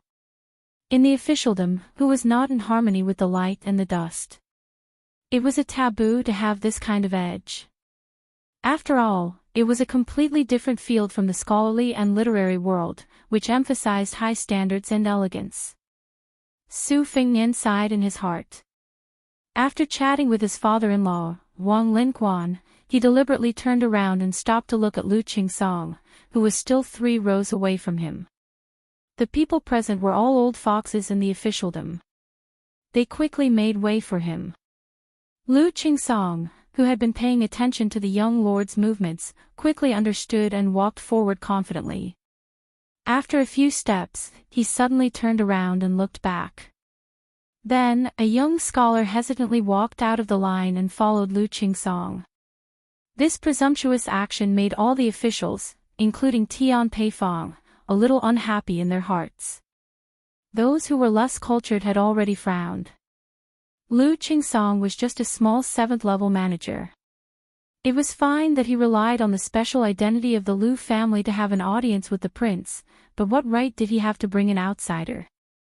Su Fengnian turned a blind eye to this. After Lu Qingsong bowed, he asked with a smile, "Uncle Lu, are you well?" After Lu Qingsong straightened his back, he did not bend down again. This small action made the nearby officials feel even more disgusted. Under the influence of the general, Northern Liang would not deliberately abide by the rule that the emperor should not be looked up to, and the vassals should not be looked at the same level. Naturally, those who violated the rule would not be so exaggerated as to need to stab themselves in the eyes as an apology.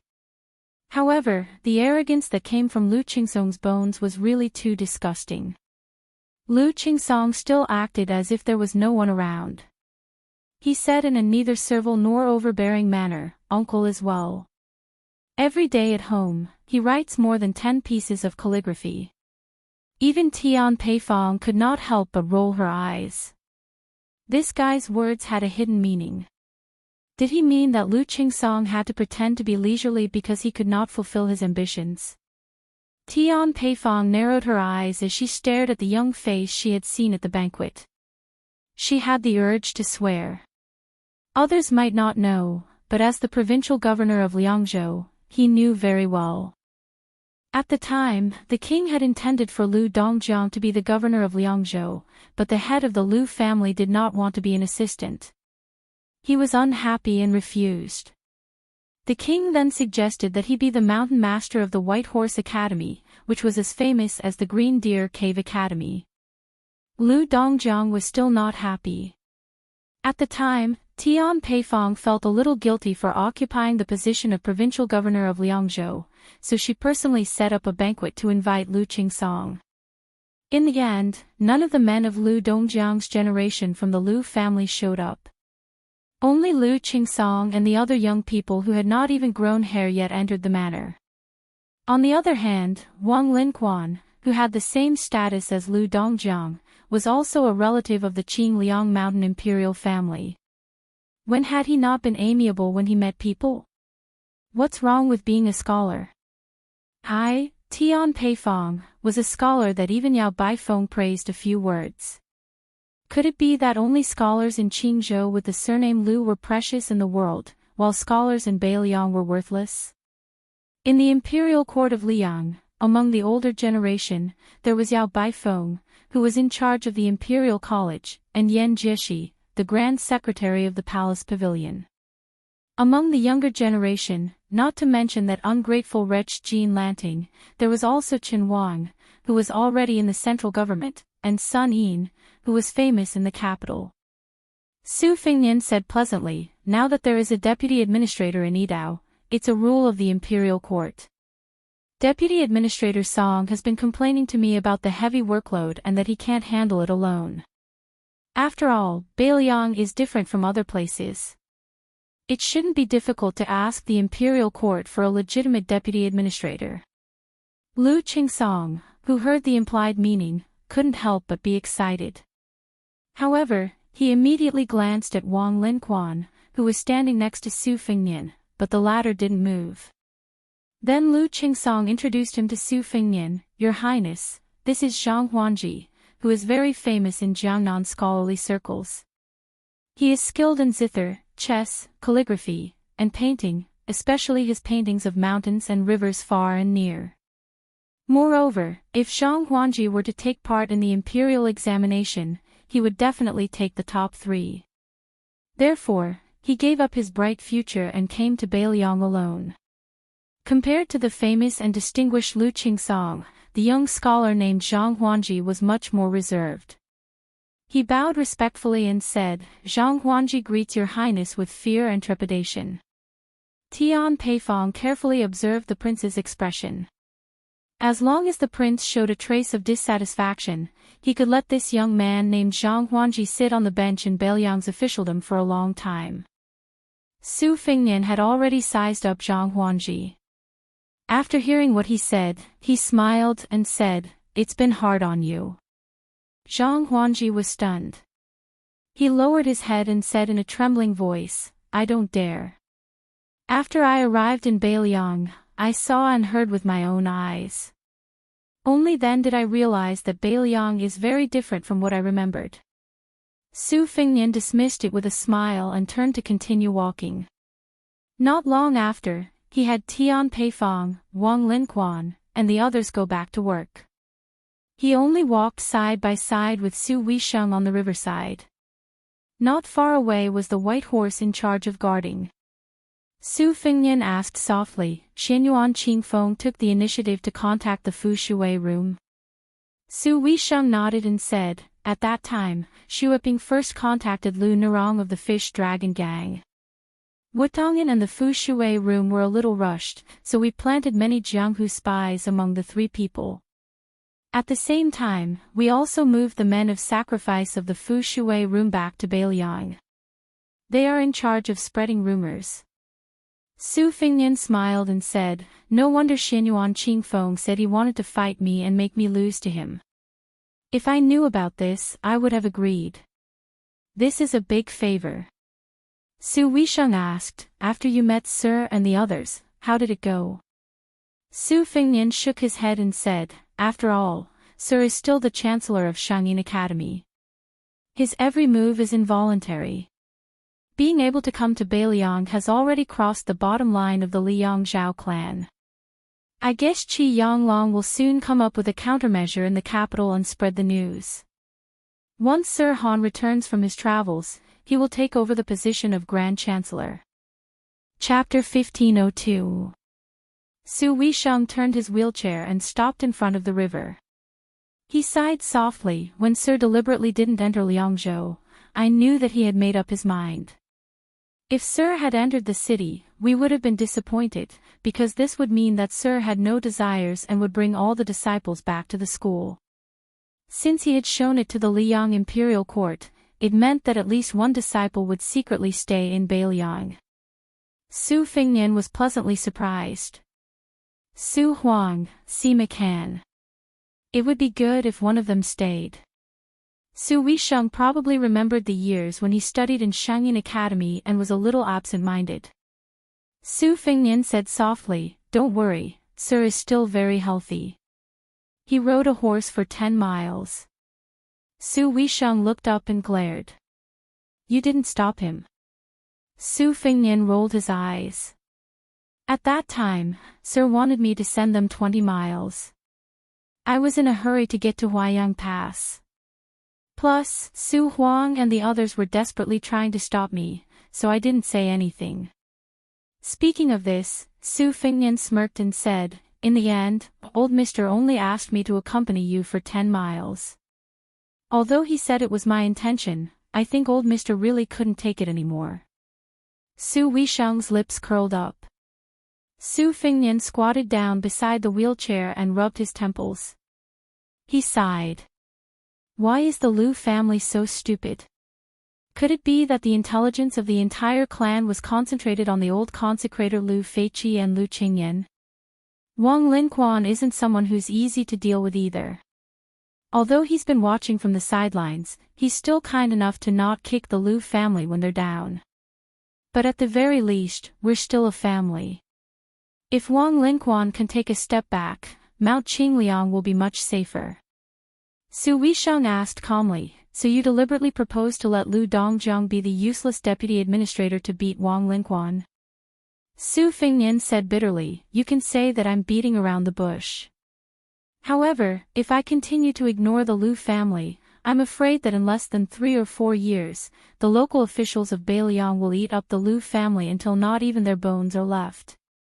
Even my Wutongyan is secretly selling calligraphy, paintings, and antiques in exchange for salt, iron, and food from other places.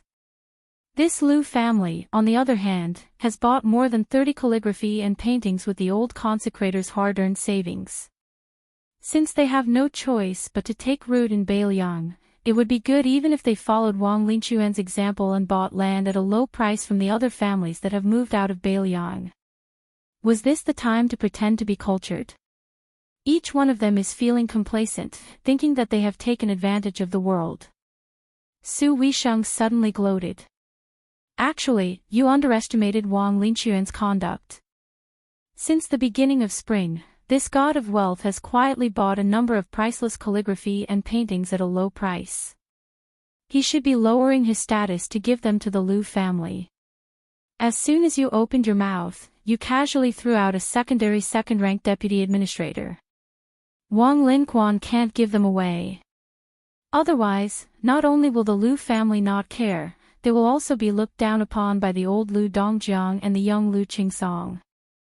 Su Fingyan was vexed. "Sister, why didn't you say this earlier?" Su Weisheng beamed. It's my fault. Su Fengnian immediately raised his hands. I acted abruptly. Su Weisheng sneered. Abruptly? Does our king of Bailiang act abruptly? Otherwise, why would he fight with the second most powerful person in the world, Tuoba Bodhisattva, all the way from the northern part of the western regions to Snow Lotus City? He fought to his heart's content and turned the world upside down. It was truly awe-inspiring. I was thinking of getting someone to make a plaque with the words "number 1 in the world" and hanging it at the gate of Mount Qingliang. If you think the words "number 1 in the world" are tacky, how about "invincible in the world"? Isn't it more domineering? Su Fengnian knew his second sister's temperament, so he didn't dare to refute her. He pulled a blade of grass from the ground with a frown, flicked the soil away, and held it in his mouth. Su Fengnian suddenly sighed. Bailiang is so big, so many aspects. Even a dog would hate to be the head of the household for 3 years. Su Weisheng reached out and slapped him heavily on the head. Who's the dog? Su Fengnian said helplessly, didn't I want to say the second half of my sentence? I just wanted to say that it wasn't easy for our father to be the head of the household. Su Weisheng looked at the sky and whispered softly, yes. Su Fengnian, who was originally squatting, simply sat on the ground and slowly chewed on the blade of grass. For some reason, Su Weisheng thought of a song that had never been circulated. Back then, she and his sister were married off to Jiangnan. That day, there was a young man in the Wutangan, knocking his chopsticks on a wine bowl. Seeing you off for 1,000 miles, until the steep mountains become flat plains. Parting with sorrow, please drink 6, 2, 3. 1 tael, may you bring an umbrella when it rains in Jiangnan. 2 taels, may you gently fan yourself in the heat. 3 taels, may you not forget to put on more clothes when winter comes. 4 taels, may you spend more time together every year. 5 taels, may you be free from illness and worry, and always happy. 6 taels, may you be happy without wind or rain. 6, 2, 3. 3 taels left. I am in the northwest, one pass after another. Separated from you, one mountain after another. Finally, may I know that you are safe. Su Weisheng let out a long breath, turned his head and said softly, don't do stupid things in the future. You will make father, mother, and your sister worry. Su Fengnian made a sound of agreement, then spat out the blade of grass. He looked into the distance and said softly, Tuoba Bodhisattva has gone to Liuzhou, and Huang Manor is there. I am just worried. Su Weisheng lowered his head, and his expression could not be seen clearly. The breeze blew, and the hair on his forehead rose and fell. Su Fengnian smiled and stood up. Sister, I am going to Huayang Pass. While Tuoba Bodhisattva is not at the border, I will personally go to Huda City. Sister, don't worry, this time I will not act on impulse. As long as the situation is not good, I will retreat. Su Weisheng raised his head and said in confusion, call me second sister. Su Fengnian scratched his head. It's all the same. Su Weisheng waved his hand. Go, when you reach Huda City, twist hundreds and thousands of Beimang heads off. Su Fengnian laughed. You said it yourself. 3 days later, at dusk, when a figure appeared on the city wall of Huda City, the Beimang army that had been attacking the city day and night for more than a month suddenly retreated. For the first time, they had a truce. Looking at that person from afar, the Beimang army was terrified. At dawn the next day, a strong wind blew. The king of the northern court, Dongzhuo, only dared to take 100 steps out of the formation under the protection of the Beimang armored guards. He looked at the city wall of Huda City and did not say any heroic words. He only raised his arm high and then waved it down heavily. Thus, the most tragic battle in the second year of Xiangfu began. Chapter 1503. Yesterday, Su Fengnian had rushed to the top of the city wall from the south without any warning and intruded into Huda's city alone. Not to mention the Beimang army, even Lu Jinu and the other Beiliang soldiers looked at each other in dismay when they heard the news. When Su Fengnian had rushed all the way from Huayang Pass to Huda's city, a Beimang martial arts master who had temporarily acted as a stable in the south of Huda's city simply abandoned his horse and ran madly toward the main camp. Then, the Beimang's momentum of attacking the city suddenly slowed down and retreated like the tide. This night, Su Fengnian stood on the blood-stained north city wall of Huda's city. The Huda's city's main general and lieutenant he had drunk with last time had lost two of their faces. The careless Ma Jili was dead, and the elegant Chu Hanqing was also dead. When they left, they were in the prime of their lives. From Lu Jinu's calm narration with a hoarse voice and not much emotional fluctuation, Su Fengnian learned that the 3,000 elite cavalrymen who could wear heavy armor and fight as heavy cavalry and the 6,000 light cavalrymen in the city were still intact. However, 8,000 of the 24,000 regular infantrymen and nearly 10,000 auxiliary soldiers had died in battle. When Su Fengnian had asked how many wounded soldiers there were, Lu Jinu had only said that there were not many wounded soldiers. Su Fengnian was silent. In fact, he had known the cruel answer in Huayang Pass. The north, northeast, and northwest sides of Huda's city were Beimang's three main attack fronts. Lu Jinu had accurately divided the city into 32 defensive lines, with each lieutenant leading their own defense. If the Beimang barbarians managed to reach the top of the city wall and could not retreat within 30 minutes, Lu Jinu had to mobilize other forces to support them. Then, the main general would be dismissed on the spot and become an ordinary soldier. The deputy would take his place, and so on. In the past 2 months, a total of 7 lieutenants had died in battle. The reason why Lieutenant Chu Hanqing had died in battle was because the 3 senior captains under his command had died one after another in just 2 hours. This was the first time that Tiger Head City had a situation where more than 600 enemies were continuously pouring in. The key point was that the defensive line seemed to be getting bigger and bigger. Furious, Lu Jinu asked the sentries to send a message to Chu Hanqing, who was already covered in blood, saying, "If you really can't defend the city, just say the word. I, Lu Jinu, will personally lead people to help." Beimang, who had finally found a breakthrough, began to frantically mobilize their troops. When Lu Jinu rushed to the battlefield with 800 personal guards and killed off the Beimang barbarians, Chu Hanqing, who had countless corpses at his feet, was sitting in a pool of blood at the foot of the wall. His face had been chopped beyond recognition. If it were not for the bright armor that the general had personally bestowed upon him for his military service, no one would have recognized this corpse as Lieutenant Chu, who had a pair of exceptionally beautiful daughters. He was the Beiliang seed who had been persuaded by the general several times to go to Tai and City to take the imperial examinations and become a scholar. Before dawn, Su Fengnian turned his head and looked along the horse path that the Beiliang frontier army liked to call the city wall.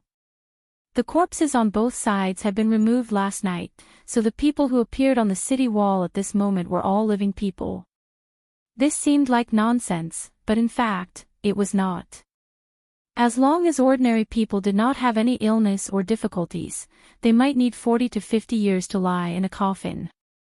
But here, they might go from the world of the living to the netherworld in an instant, and there would not be many coffins to lie in.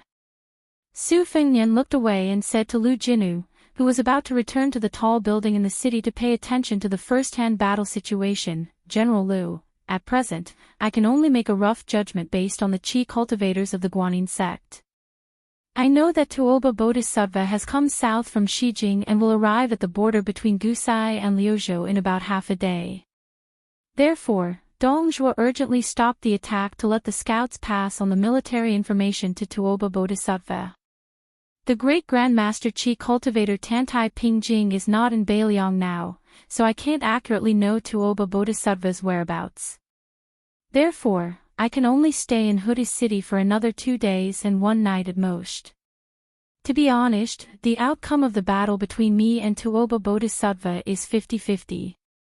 Whoever makes a move later will definitely win. Therefore, I can't let Tuoba Bodhisattva notice the flow of chi too early.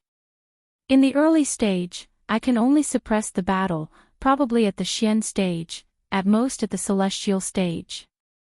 At the worst, I have to wait until Dongjua scouts pass on the military information to Tuoba Bodhisattva. Only then can I kill the most people. Lu Jinu hesitated for a moment. Actually, Your Highness only needs to appear in Huda City, you don't have to take the risk. Su Fengnian shook his head and said, Huda City doesn't need me, Su Fengnian, to wave the flag and shout to boost the morale.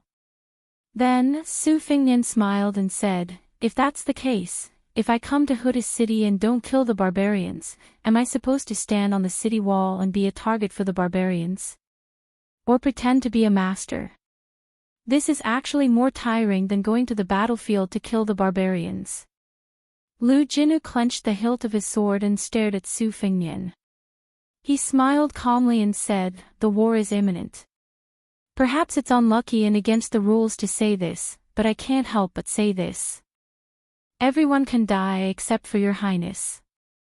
If Your Highness dies, we can't fight in the future. Su Fengnian smiled and said, General Lu, don't worry. I'm very afraid of death. Lu Jinu looked at the young lord who probably didn't have time to wear the armor. He turned around and said softly, Ma Jili has been guarding the front line of the city for more than a month. Originally, he was a burly man of about 180 kilograms. When he died, he was only slightly heavier than Your Highness by about 10 kilograms. Therefore, Your Highness could only wear the armor that Your Highness wore after his death. Everyone in Huda City said that Ma Jili made a fortune. Beimang's siege army began to get into formation. Perhaps it was to welcome Su Fengnian, the king of Beiliang. The catapults that had been quiet on the battlefield were all pushed out. Lu Jinu exhaled heavily. They're here. Su Fengnian smiled softly and said, lend me your sword. Lu Jinu took off the saber hanging on his waist and tossed it to Su Fengnian. Laughing heartily, he said, in this life, this general has nothing to worry about. In the past, this cold saber was this general's daughter, nobody could touch it. Today, this daughter is getting married. Lu Jinu strode away. In Jianghu, it was a moonless and windy night to kill people. On the battlefield, especially in Beiliang's Huda City and the Longyan Plain where Beimang's army was stationed, this was not important. When the king of the southern courtyard, Dongjua, raised his arm and smashed down, the majestic sound of the bugle horn suddenly sounded. Pitch-black armored torrents slowly surged forward from both sides of Dongjua's personal army's phalanx. Because they couldn't bear the burden or had been overused, only 700 or so of the 1,000 northern Mang stone catapults remained. However, most of the large-scale stone catapults were still in good condition.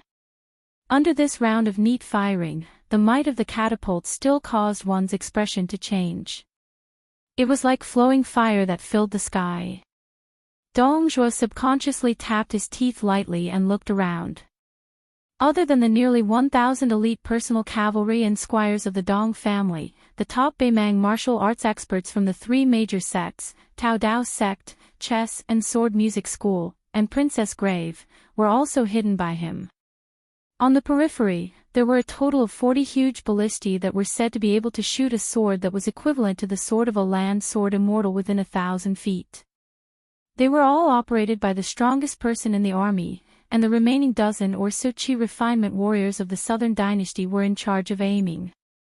The originally vibrant Beimang martial arts world was almost ruined to such a small extent before the Beiliang was completely defeated.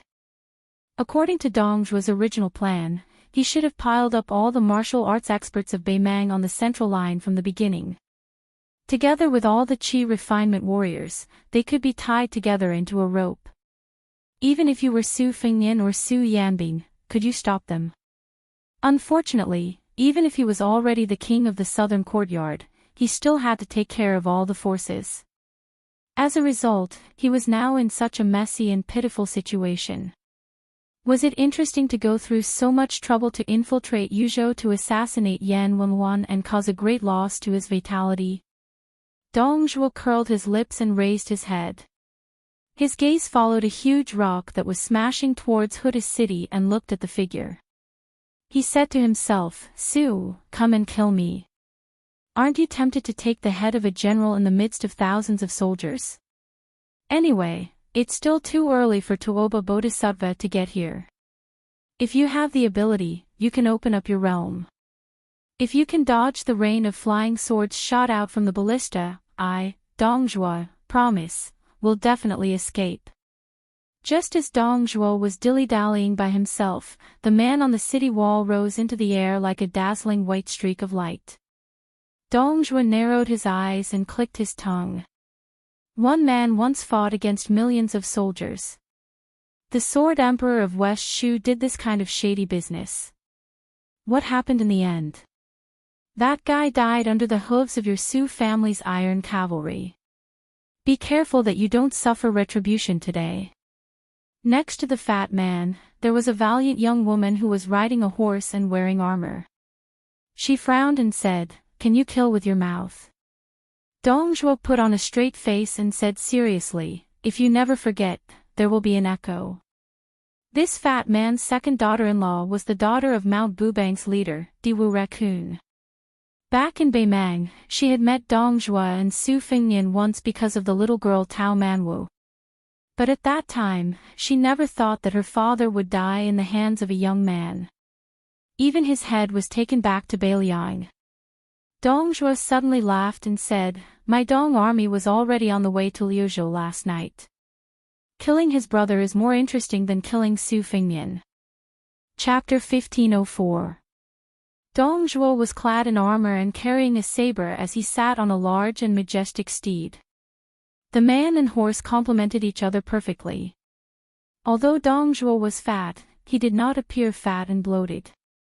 Compared to the king of the South Courtyard who controlled half of the Beimang army, Zhao Yi and Zhao Yuang of the Guangling Path were indeed much more lacking in appearance. Dong Zhuo straightened his neck and looked at the white rainbow that had fallen in front of the city. His eyes were shining. He was also a skilled martial artist. Otherwise, he would have been beaten into a skinny man if he had not swindled the daughter of the fifth raccoon of the Bingbing Mountain. Personally, Dong Zhuo did not have a bad impression of Su Fingnian from the opposing camp. When they first met in Beimang, he was the founder of the Dong Army, a separatist force. He was still separated from the current king of the South Courtyard by the great general of the Beimang. It could even be said that if Su Fingnian had not appeared out of nowhere and not only succeeded in usurping the position of the king of Beiliang, but also won the hearts of the Beiliang cavalry and the hearts of the people of Beiliang, then Dong Zhuo would at most be working under Lu Gui or Yang Yuanzan, just like Hong Jingyan and Zhong Tan. In addition, Dong Zhuo owed Su Fingnian a favor because of the incident with Tao Manwu. Therefore, if it was not for the general trend, Dong Zhuo actually wanted to sit down and have a good chat with Su Fingnian. He wanted to learn from the famous scholars of the Central Plains who liked to chat and talk about heroes over wine on a snowy night instead of being in such a situation. In Dong Zhuo's vision, the person was indeed as expected. Because he was afraid of Tuoba Bodhisattva, he did not display the supreme cultivation of the celestial state. Instead, he borrowed weapons from the border army of Huda's city or the armored soldiers of Beimang to block the giant stones thrown by nearly 1,000 catapults. The attacking figure landed in the open space between the two armies. Although he had suppressed his qi and momentum, his momentum was not inferior to the scene of thousands of cavalry charging out of the city. This made Dong Zhuo, who was limited to the Vajra state because of his rude bone and fate, could not help but tremble with fear. Fatty Dong said that even the Sword Emperor of Shishu could not be a match for 10,000 people on the battlefield. However, Dong Zhuo knew that if Su Fingnian did not have the worry of Tuoba Bodhisattva and allowed him to fight freely, the formation of the Beimang siege army, which was mostly infantrymen and only had 2 winged cavalry, would be easily disrupted. Therefore, Dong Zhuo hoped that the great guru would show the magnanimity of an immortal on the land and ignore the fight between the ants under his feet. It would be best if he came alone to find trouble with Dongjua. In this regard, Dongjua had already prepared a response. In addition to the top masters around him and the large ballistae that could shoot the immortal sword of 1,000 feet, Dongjua had also placed many masters who could conceal their qi in the cavalry on both sides. As long as Su Fingnian was deeply trapped in the formation, when he wanted to retreat, it would be easy for them to form a circle around him. Not to mention intercepting and killing Su Fingnian, who was returning to Huda City. The worst-case scenario would be to consume a large amount of Su Fingnian's essence, qi, and spirit. In this way, they would be able to delay until Tuoba Bodhisattva entered the formation.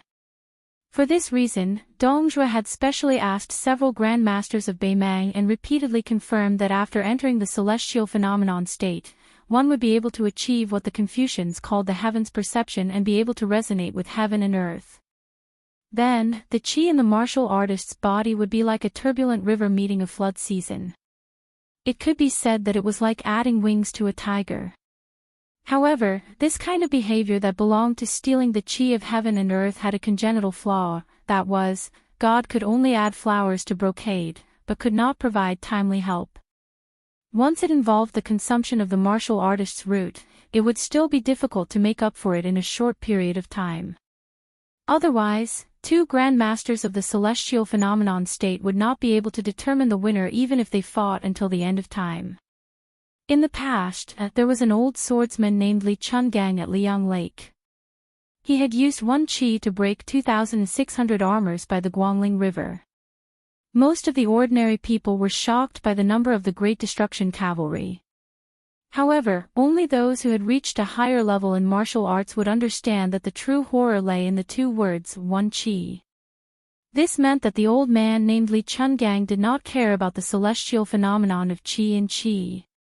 One qi was one qi, and one sword was one sword. Dongjua had made it clear that he wanted to use the lives of hundreds or even thousands of Beimang masters and soldiers to deplete a trace of Su Fingnian's root, just so that the king of the northern courtyard, Tuoba Bodhisattva, could have a better chance of victory. In his line of sight, the streak of white light began to charge in a straight line in a barbaric manner. Dongjua curled his lips and said, if he wasn't the king of Beiliang and was just a man of Jianghu, then who in the world would be able to stop him? Being Li Chungang and Chao Chongqing, he's really cool. This guy is really admirable. It's said that those women from the Norland tycoons have all offered money, saying that as long as I capture this unparalleled young king and let them enjoy him once, they would dare to offer 5,000 taels of gold, and the price is negotiable. It's just one night of sex. How many sons of the Dong family can I feed with this amount of money? Damn it, I, Dongjua, am only a little fatter and taller than that Su guy. Am I inferior in any way? Why don't you yell at me that just hearing the name Su Fingnian makes my ears pregnant? Fatty Dong's wife coughed a few times when she heard the vulgar words, reminding her man to pay attention to his image in public. Dongjua turned a deaf ear and continued to talk to himself. If it were me, not to mention 5,000 taels of gold, even 500 taels of silver would be fine. His wife, who was already burning with anger, glared at him and said, Dongjua. Fatty Dong shrunk his neck and restrained the frivolous expression that he deliberately showed to reduce his nervousness. He said indifferently, they're here. One person, one saber. Su Fingnian began to break the formation. After more than a month of bloody siege, the northern Mang barbarians, who grew up on horseback, paid a huge price of more than 20,000 casualties. Facing the towering city wall to the north of Huda City, the northern Mang barbarians, from the captains who had to climb the city wall to the most ordinary soldiers, began to grow rapidly. As they rushed forward, they estimated when the crossbows of the city wall with all kinds of crossbows of northern Liang would shoot out, and they would collectively raise their shields. Of course, they wouldn't stop moving forward.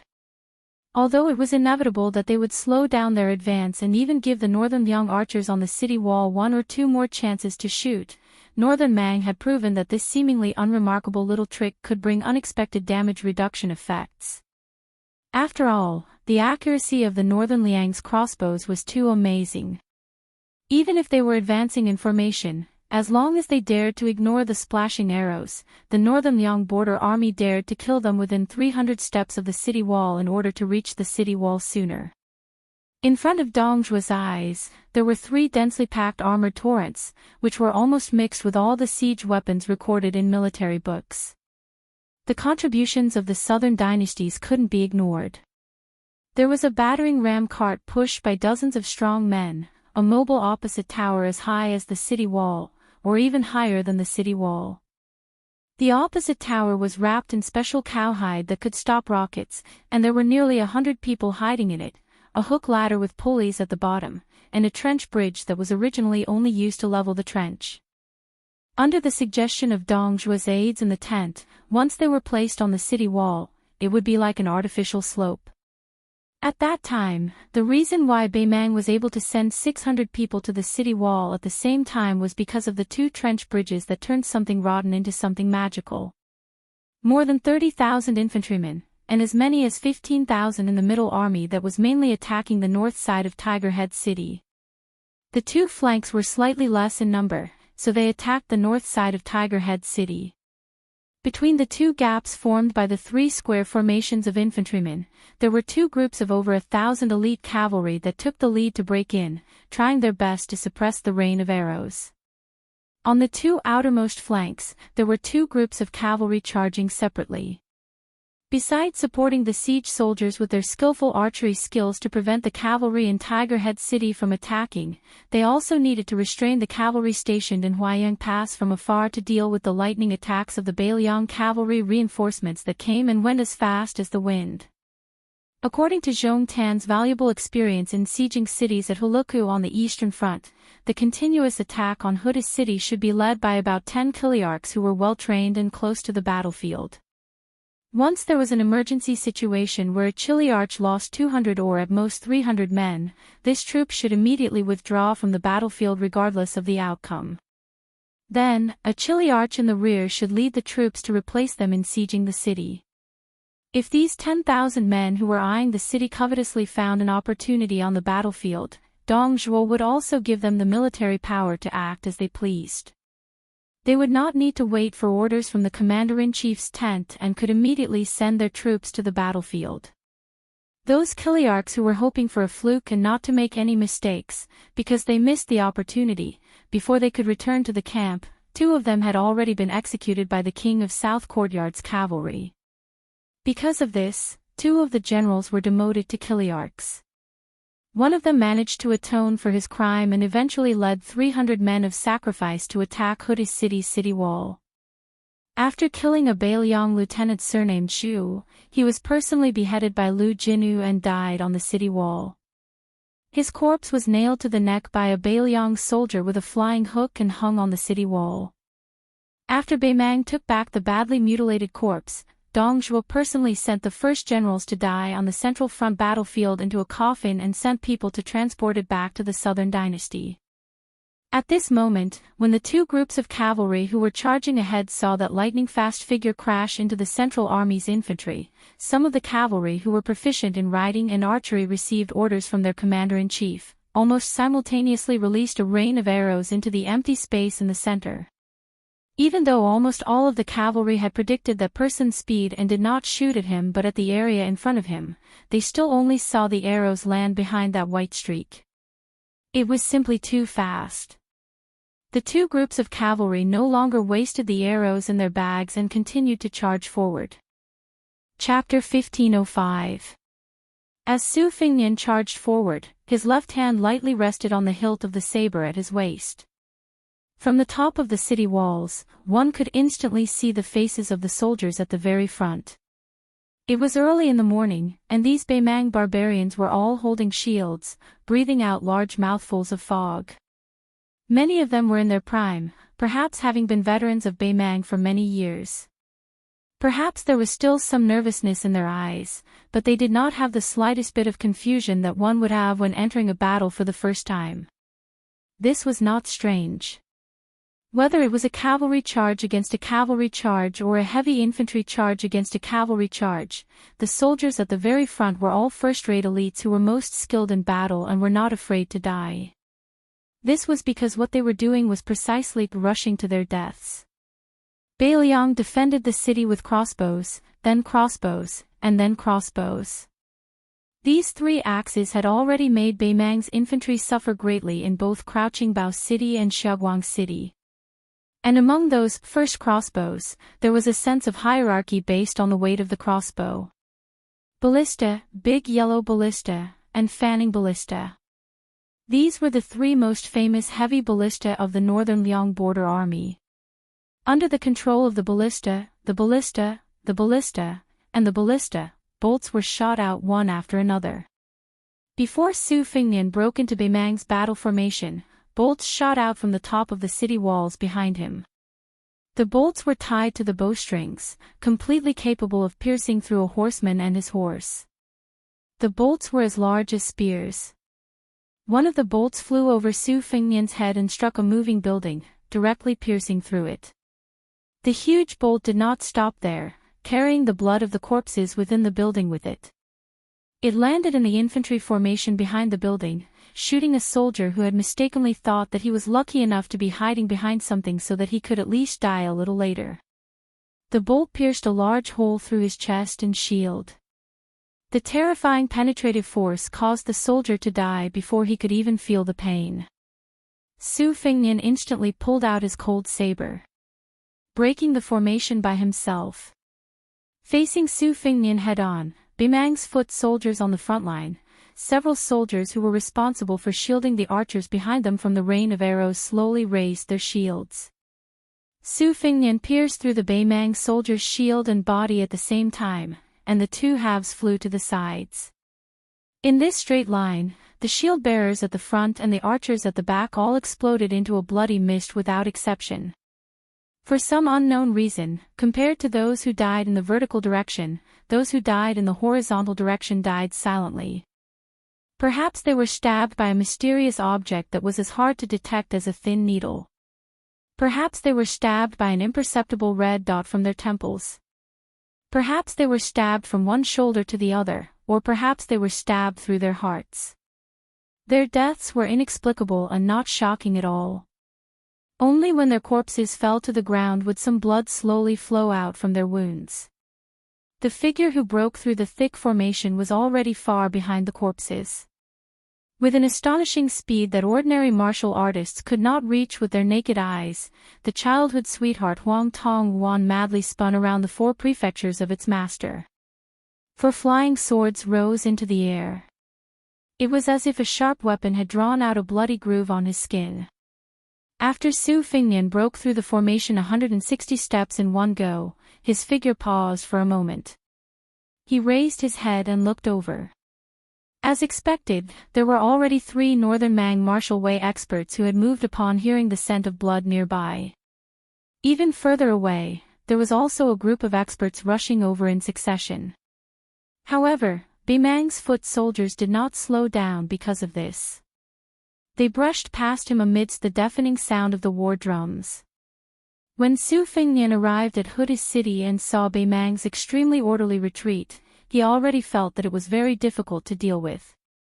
At the same time, he admired Lu Jinu of Huda's city even more for his ability to defend the city. Su Fengnian seized the moment when the leading blade-wielding expert hacked downwards to leisurely and carefree shake of his wrist. It looked like he was casually shaking off the blood on his cold blade, but because of that wave of fierce aura, the corpses of those Northern Mang armored soldiers to his left flew outwards in large amounts. The master wielding a sword was not afraid of death.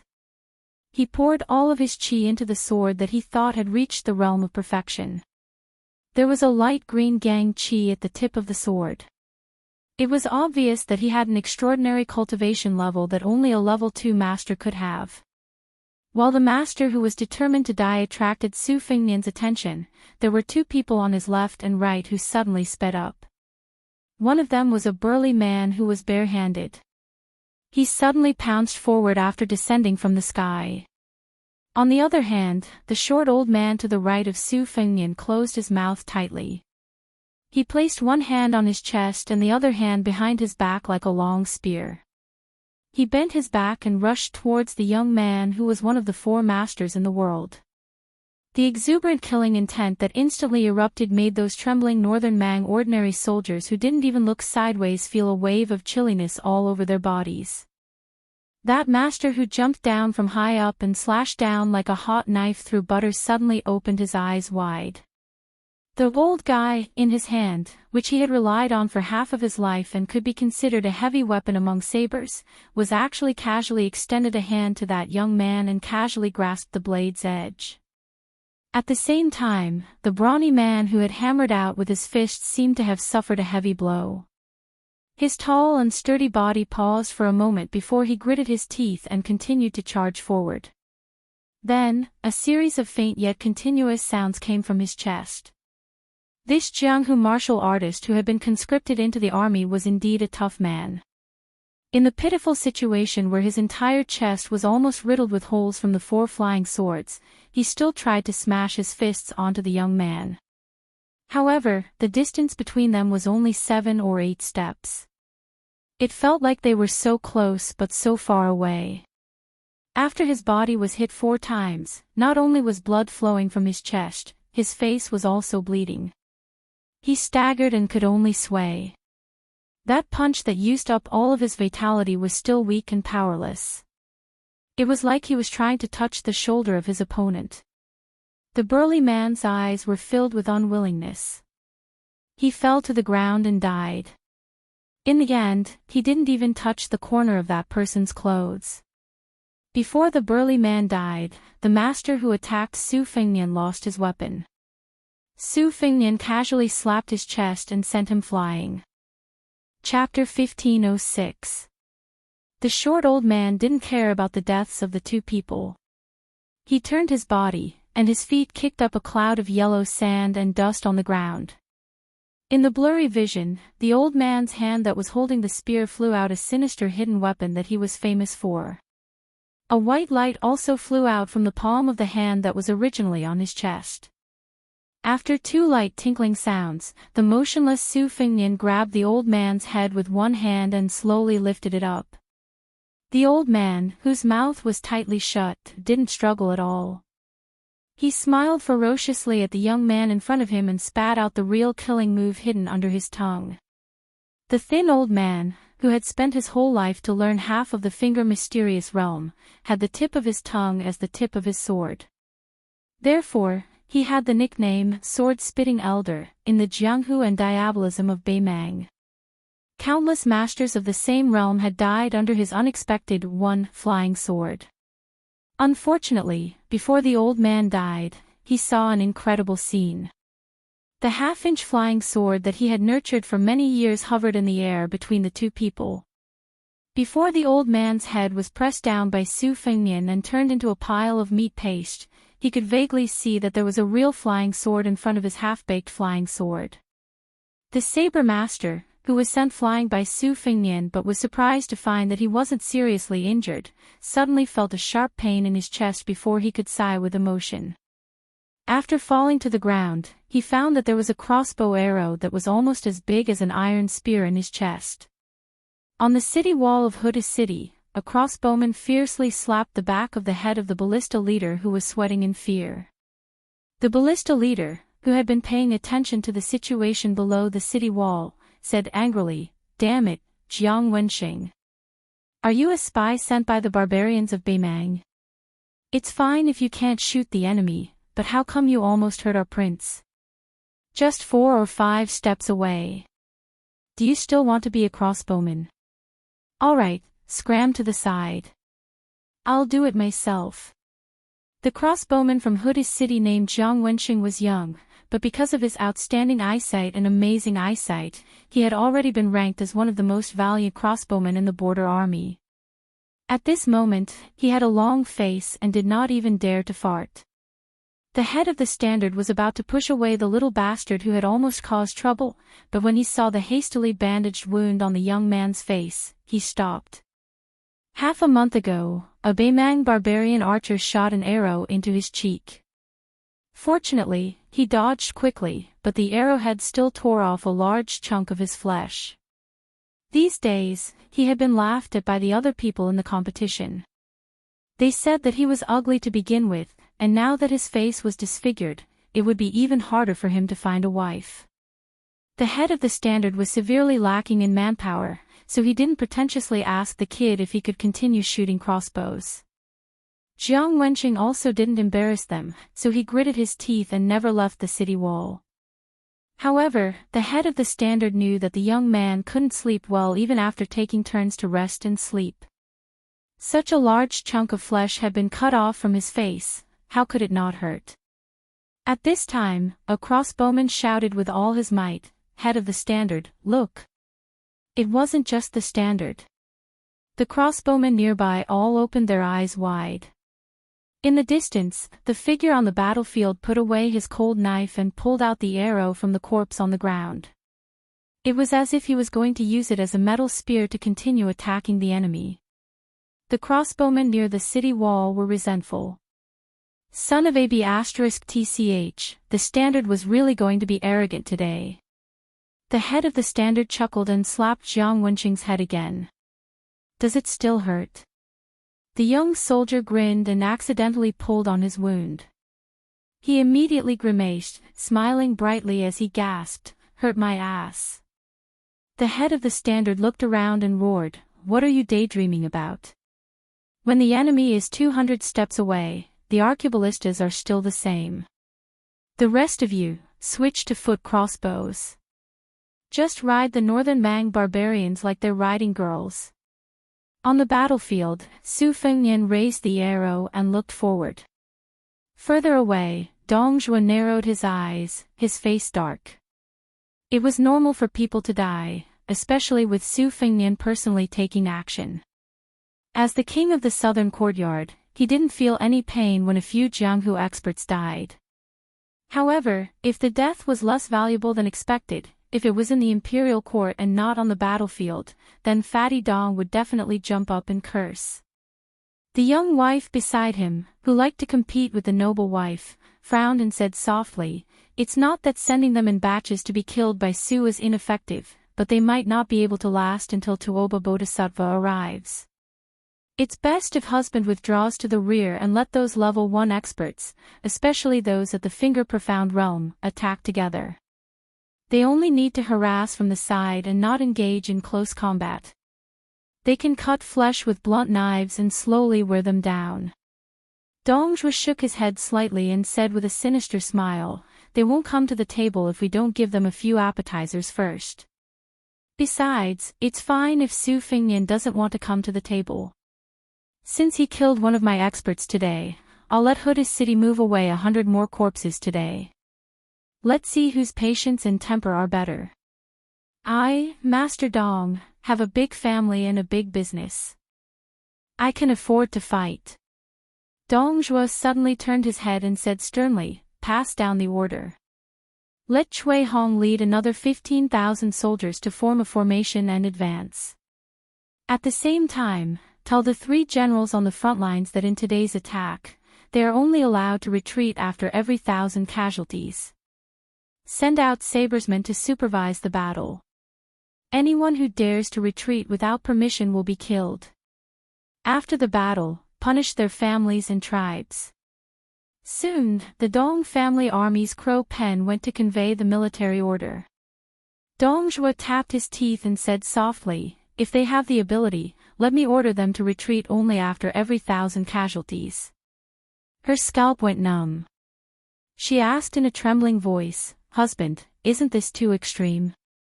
Dong Zhuo snorted and said in a deep voice, "As long as we cross the threshold of Huda city, then the main army under my command will be able to challenge Beiliang's 300,000 border soldiers.